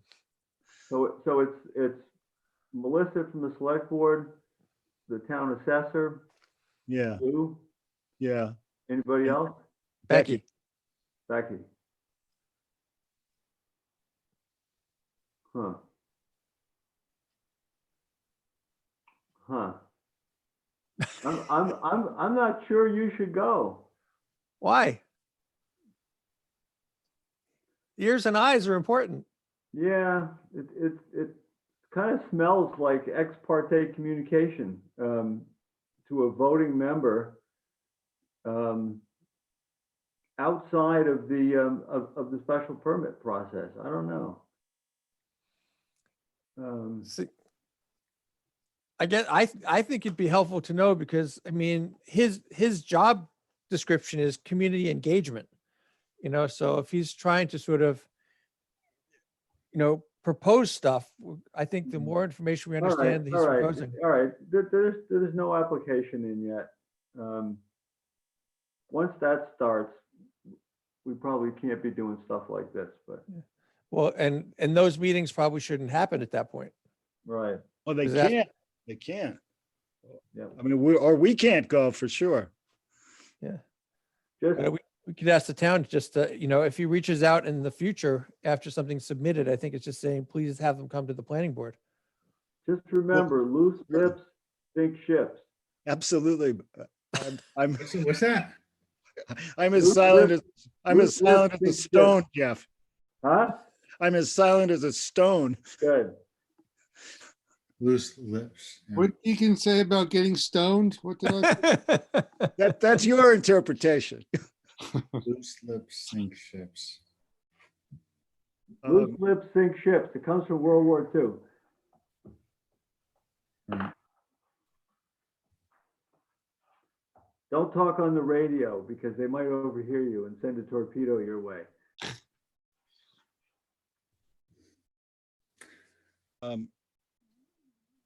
So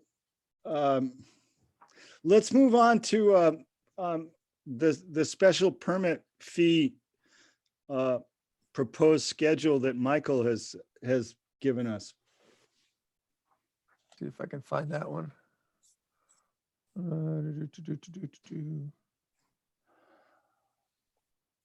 Have to open it up.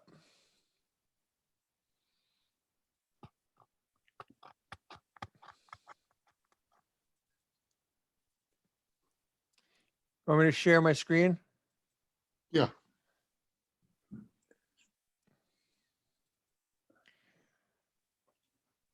So I'll make this a little bigger.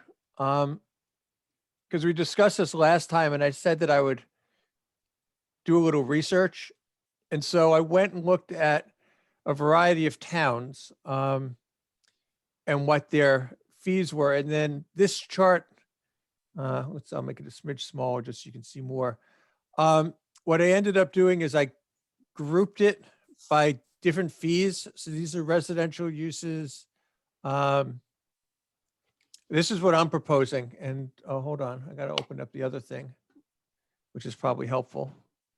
Let's see.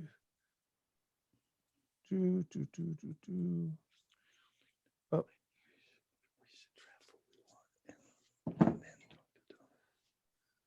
There we go. That's what I want.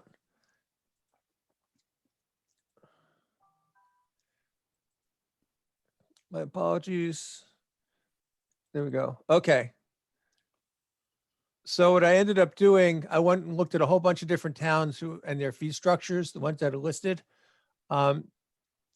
And what you can see is I grouped them by, the first ones are just special permits. And those tend to be somewhat low, just if you have a special permit of a generic variety. And then if you go down, I sort of pulled out some examples. So if you're in Pepperell and you have a common driveway special permit, it's going to be $1,500. And then $300 for each proposed lot off of that common drive.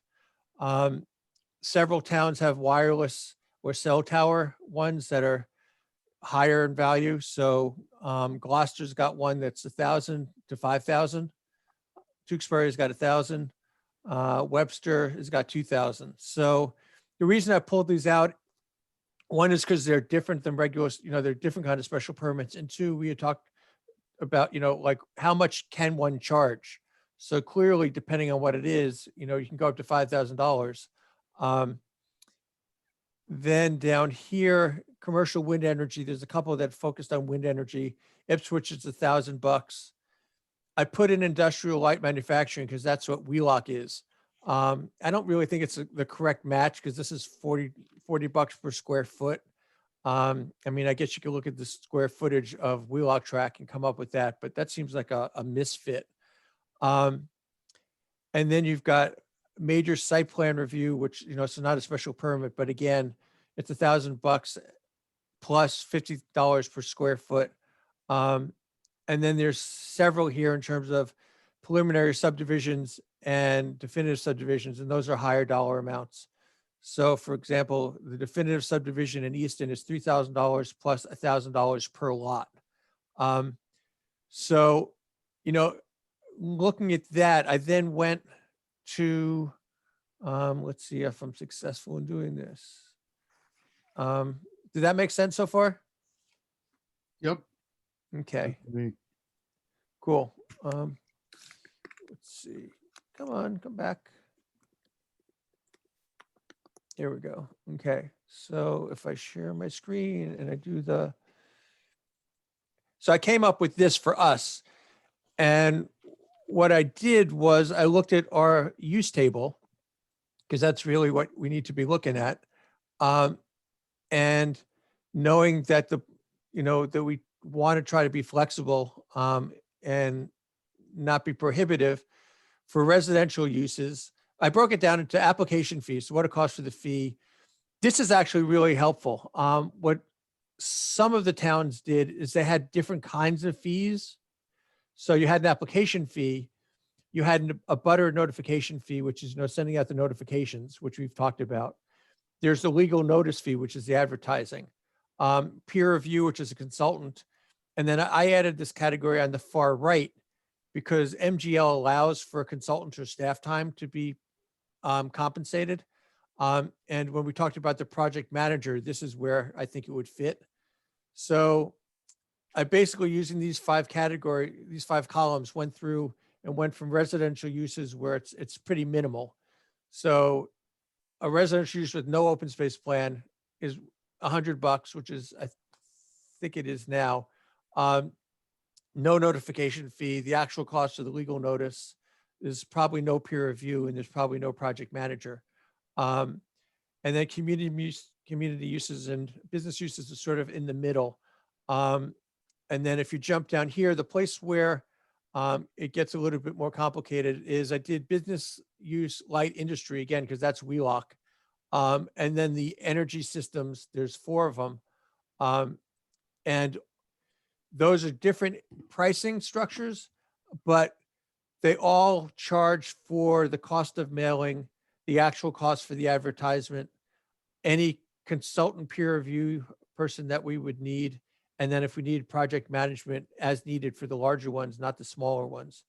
So small scale ground mounted solar, we're not going to need a project manager. And small wind Michael? energy. Yeah. I got a quick question. Yeah. Is small scale ground mounted solar like individual property? Yeah. Okay. Yeah. That's the stuff that we name, but there's no regulation around it. It's And would Wheelock be considered large scale ground mounted? correct. Okay. So it would be this one right here. So currently what we talked about, I think we increased it to 1,000, a bunch of meetings ago. And so this is all moving parts. It's more the framework that I wanted to throw out, and we can, fine tune it as we go forward. But, if we use Wheelock as an example, or one of the upcoming ones, it could be $2,000 for the special permit. And then they would get charged separately for the cost of mailing, separately for the cost of advertising. if we needed peer review, which we already would do anyway, as needed, they would, they would be charged that fee. And then this far right column, the project management fee would be in there as well. And so that's, I think what I wanted to put out there is the framework, where we have these different, you break out the fees, because one of the conversations we've had is, well, we have to charge stuff because we have to charge mailing, cover mailing, we have to cover the advertisements, et cetera, et cetera. And if we break them out, we can differentiate. And I think the peer review we always have. The thing that I guess the last thing I would say is one reason to sort of consider this sooner than later is we want to have this fee schedule approved and in place before a whole bunch of these things come in, so maybe we can do it before the first one, maybe we can't. But clearly before the second one, it would be nice to have this in place, because when they apply, they need to have this approved, and this is their guidelines. And I think we can probably charge the permit management fee anyway, because it's in MGL, but this makes it explicit that we're not only that the state allows it, but that we're going to, require it if we need it. So that's right. Michael, a couple of questions. Let's see. The first is just an observation that some of this permitting is done by the ZBA. Definitely. I think some of these when I went to the use table, I only pulled out the ones that were special permit for us. Okay, well then the small scale solar must be, let's see. I could be wrong, but that was what I was hoping to do. Okay. We do the I had the same residential. reaction. We do the residential solar all the time at the ZBA. Small scale ground mounted solar, 250. That can be up to, what is it, 1.5 acres or something? Yeah, it says in our use table that it's special permit planning board. Okay, it probably is. That there's a subcategory below that the ZBA does, and that's the stuff that's a residential accessory. Yeah, Okay, 1.5 acres or less. right. Small scale. Yeah. Actually, that would be a huge project for Shutesbury. 1.5 acres of solar. So anyway, that would be my first point, that we have to comb this and make sure that and it sounds like you've done it already, that these are just planning board special permits. Yeah. I know the other thing is fees are different than taxes. I mean, you can tax out the wazoo forever and not justify it, but fees need to relate to actual expenses and costs that are incurred by the government. And so a butter notification fee, legal notice fee, peer review, I mean, those are all pretty exact. I mean, you spend it and you get to charge a fee to cover it. But what does the application fee cover? I mean, what actual expenses are incurred in that? I mean, we can't pay ourselves because we're volunteers. Would it be? And we don't have a town planner. So would it be some kind of enhanced work that Tessa would be doing over and above her normal? What would that be for? Well, it's a good question. I mean, I guess, in terms of the second part, the work over and above, that would actually be the far right if we basically determined that, I don't know how many hours Tessa's working, but just say it's 20 and she has to do 30 and she was able to do that we could actually charge out that time in the right-hand column. So that was my thought of being really clear about that. It's my sense is that the pricing, looking at the other towns, is there's it's short. I don't know. It's not a real one-to-one cost, because I think you're right. We're not getting paid, so we could be pulling 10-hour days. We're not going to get any money. But but it's the complexity or the, I don't want to say incentivization because it's not necessarily, but you know, if you look at the very top, we want to basically make it easy for residents if they want to do a special permit and there's no open space plan, like that's easy peasy. Relatively speaking, open space plan, there's more moving parts. So it means that it's a higher bar. You want people to sort of be more intentional about doing it. I think that was my approach, you know, Okay. is, Tessa, can I just ask you, are you paid a set amount or are you paid according to the hours that you put in for the various boards that you work for? Is it differentiated by board? No, is that the question? Well, I mean, say you got real busy with special permits and Linda got very busy with Wheelock. I mean, the file was like this thick and it caused her to work much harder. Now, if you had to work much harder because you had all these special permits that you were trying to juggle for us and keep straight and do minutes on, would you charge the town more because you were putting in more hours, or how would that work?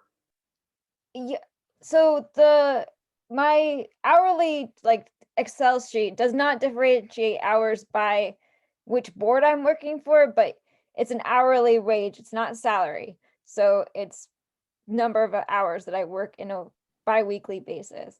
Okay, so special permit for a big project could mean more work for you and more charging to the town from the planning board side. Jeff, But yes, but I see what Michael's doing here. That, what you just said, as far as Tessa's time, would come under that far right column, okay? Well, What- no. what I don't Michael- think so. What Michael's suggesting is decoupling the permit price, especially when it gets down to more commercial or larger projects with actual expense or additional staff time. Michael, please correct me if I'm wrong. no, that's exactly right. And I see merit in that, especially if it's not hurting a small kind of landowner or small project. And I'll be frank, coming from a fiscal conservative like you, what's wrong with having money come into the town general fund? Oh, I'm not thinking politically. I'm thinking of having a defensible fee schedule. And Michael, I thought, and don't call me a conservative. I'm not a conservative. I said fiscal conservative. Yeah. I'm a fiscal moderate, damn it. That's debatable. All right, well, Anyway, that's the hint I've got. Jeff, Anyway, are you I able thought to- the permit management fee, Michael, was how you were going to try to use 4453G for that purpose. Yes, yeah.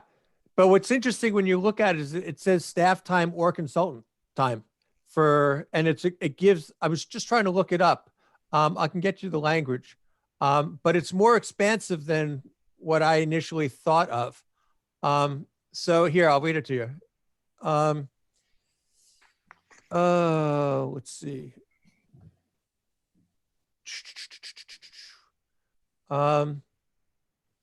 So it can be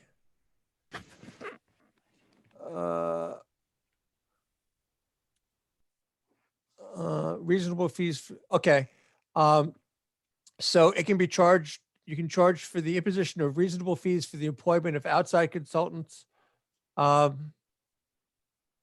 Special account, where is it? That's not the right thing I'm looking at. Anyway, I'll find it and resend it to you. But basically what I found was that it includes staff time as well. So it's staff and consultants. Right. Right, so those two columns on the right side, peer review fee and permit management fee, are both, you're thinking both of those could be charged under 4453G? Correct. Okay. So,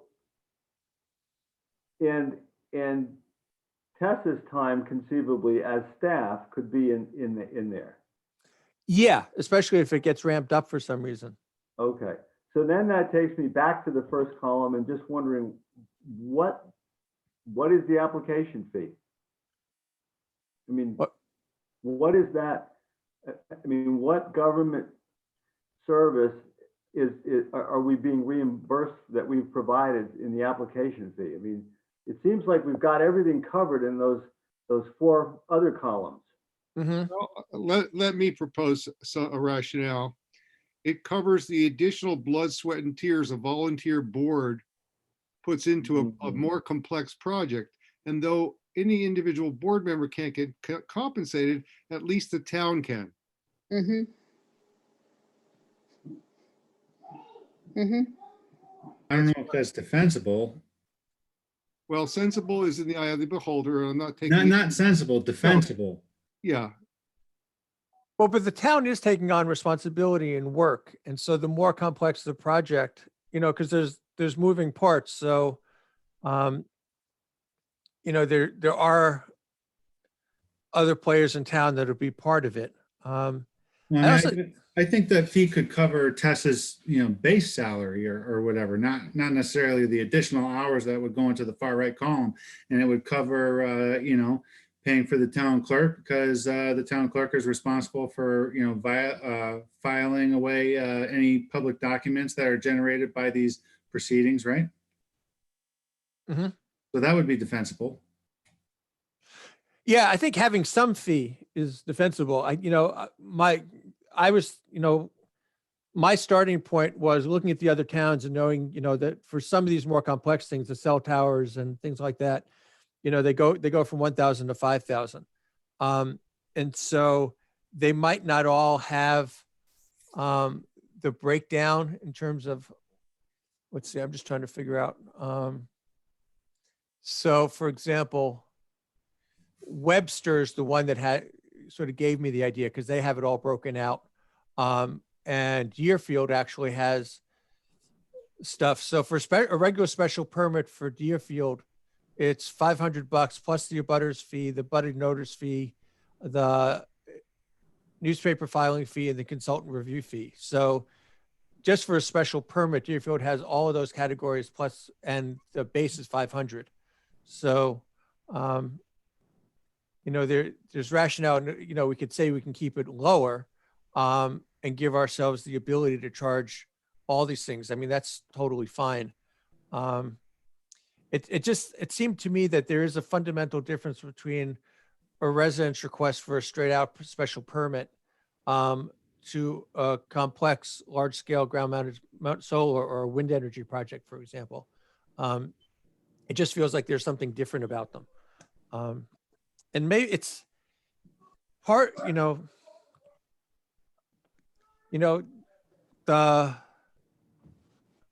if there's no cost to applying,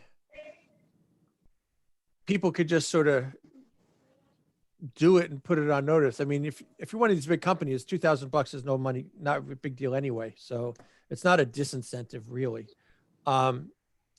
But if you can write a check for $250 and just submit it and not worry about it, it's different than if you do it for $2,000. It feels like. And that was my thinking. I just wanted to throw that out there about, that fees are supposed to be indexed to actual services or costs that the government incurs. And the fee is supposed to be closely indexed to that. But having said that, I will say that it's really what the traffic will bear. And most larger applicants consider these to be the cost of doing business and generally don't waste their time contesting the fees. So, if the board is content with them, I'm not going to object. Yeah.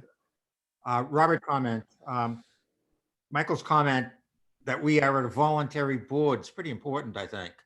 And I'm not sure how much work Michael and Jeff want to do, but to have an ample capability to hire consultants to really help pull things together and save the board's time is really important, and having that flexibility with as needed columns. Yeah, I actually just, it struck me, Jeff, listening to you, that one of the things that's interesting is if we have this, higher application fee, when the as needed kicks in for the consultant, it's as needed based on our determination. So, we can say, you applied, you paid for $2,000 for this thing. We're going to give you a little running room, but once you get to the certain point, then we're going to start charging you. So, we determine when the need starts.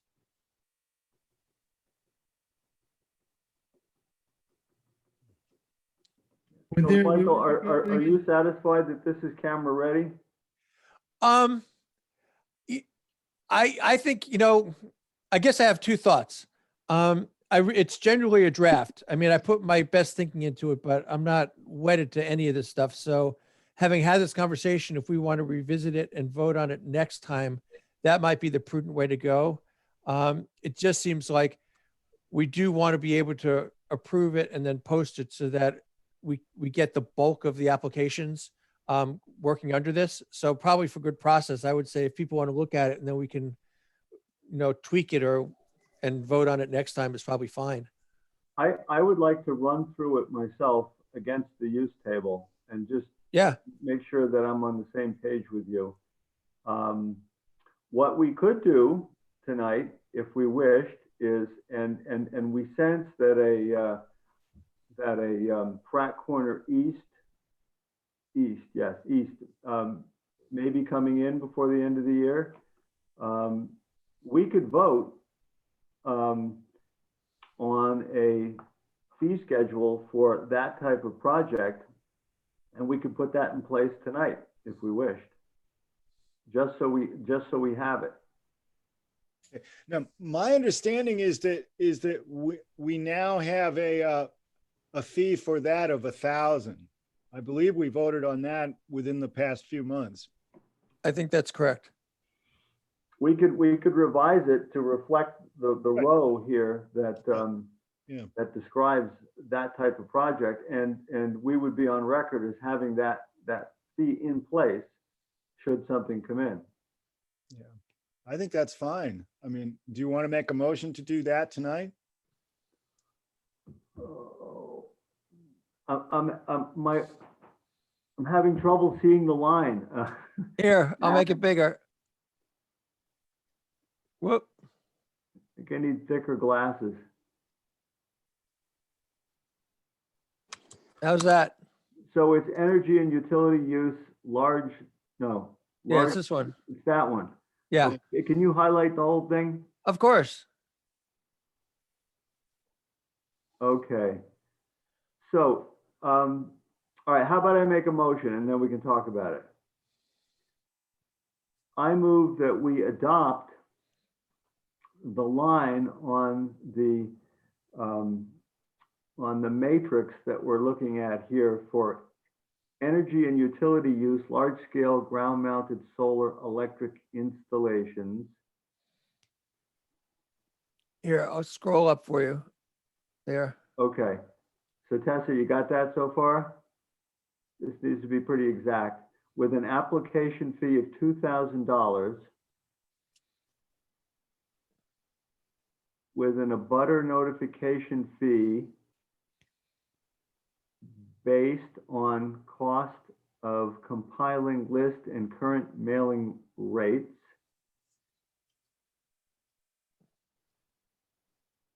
And a No, legal, it says, I'm sorry to interrupt, but cost of compiling list, at present, that list is compiled by the assessors. Who have Okay. their own fee attached. The assessors have their own fee. Yeah, so I mean, I don't know if we can charge them for compiling the list. Well, it would just be zero if there's no cost. Right? It would Yeah, be charging for stamps, I guess, for the mailing. Well, we can change it and we could just say based on current mailing rates and take out the compiling part. Like, just do this.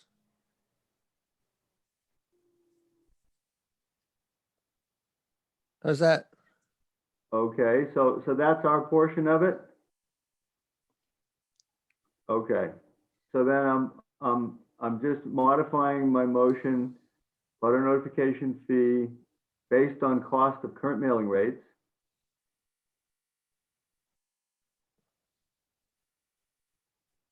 And a legal notice fee based on actual cost.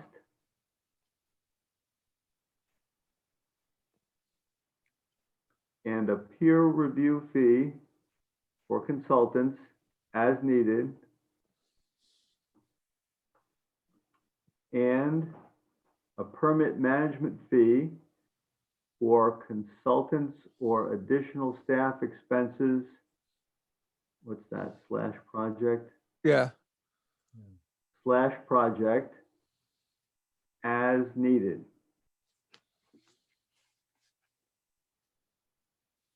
Pretty much just makes a great big old sentence out of that row. Got it.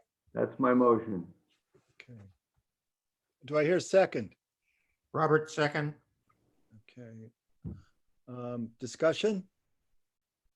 I'd like to hear somebody read that back. Yeah. Yep. I think I'm gonna include this in my recusal.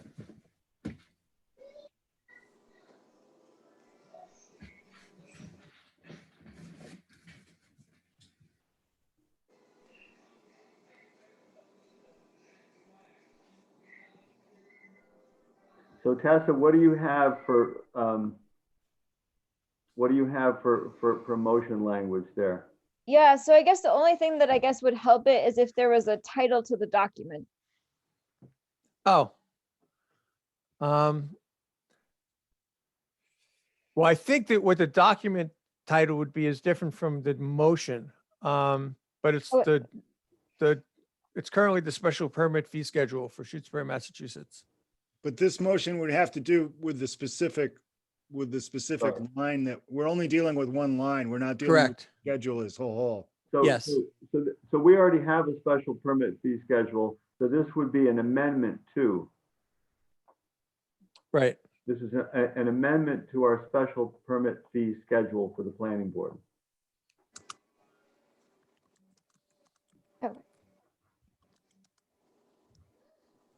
Okay, so then it would be something to the effect of, well, so it would be a motion to adopt line energy, and I don't know if you want me to say line number 1, 2, 10, so 10.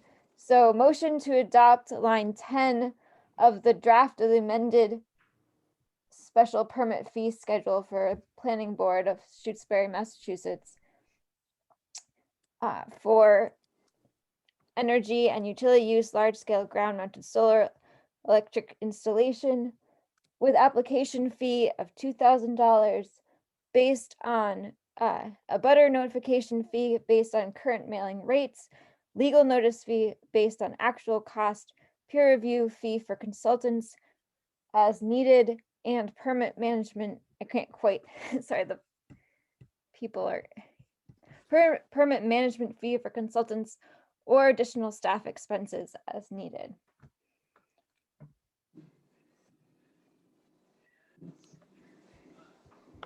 Steve, is that good? Yes, thank you. So I'm Okay. good to vote. more discussion? Everybody okay? All right, I'll call the roll. Michael, Aye. Jeff, Aye. Nathan. Uh, Oh, he's recused. Yeah. Okay, Linda, Aye. Robert, Aye. Steve, Aye. and I'm an aye.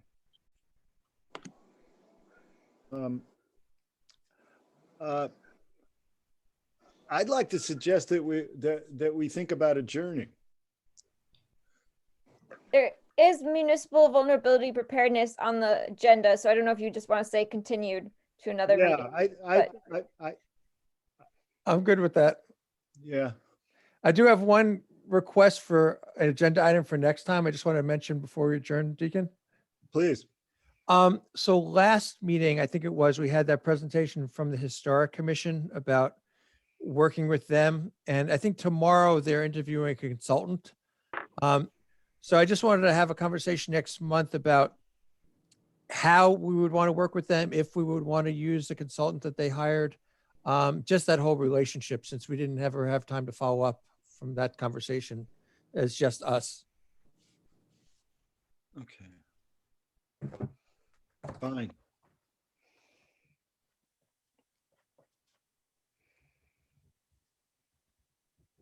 Okay. And so- Miriam, what time is that tomorrow? If people wanted to listen? 7 o'clock. Okay. okay, The so- more the merrier. And So- the second Monday in January is the 11th. Yes. Yes. So do I hear a motion to adjourn?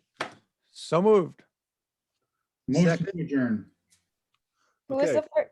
Who was that? Sorry, what was the Nathan name? Nathan. Was first? I'm sorry? Who was the second?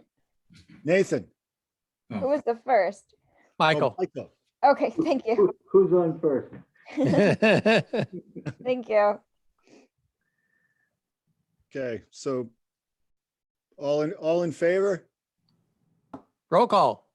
Okay, roll call. In favor, Michael, Aye. Jeff, Aye.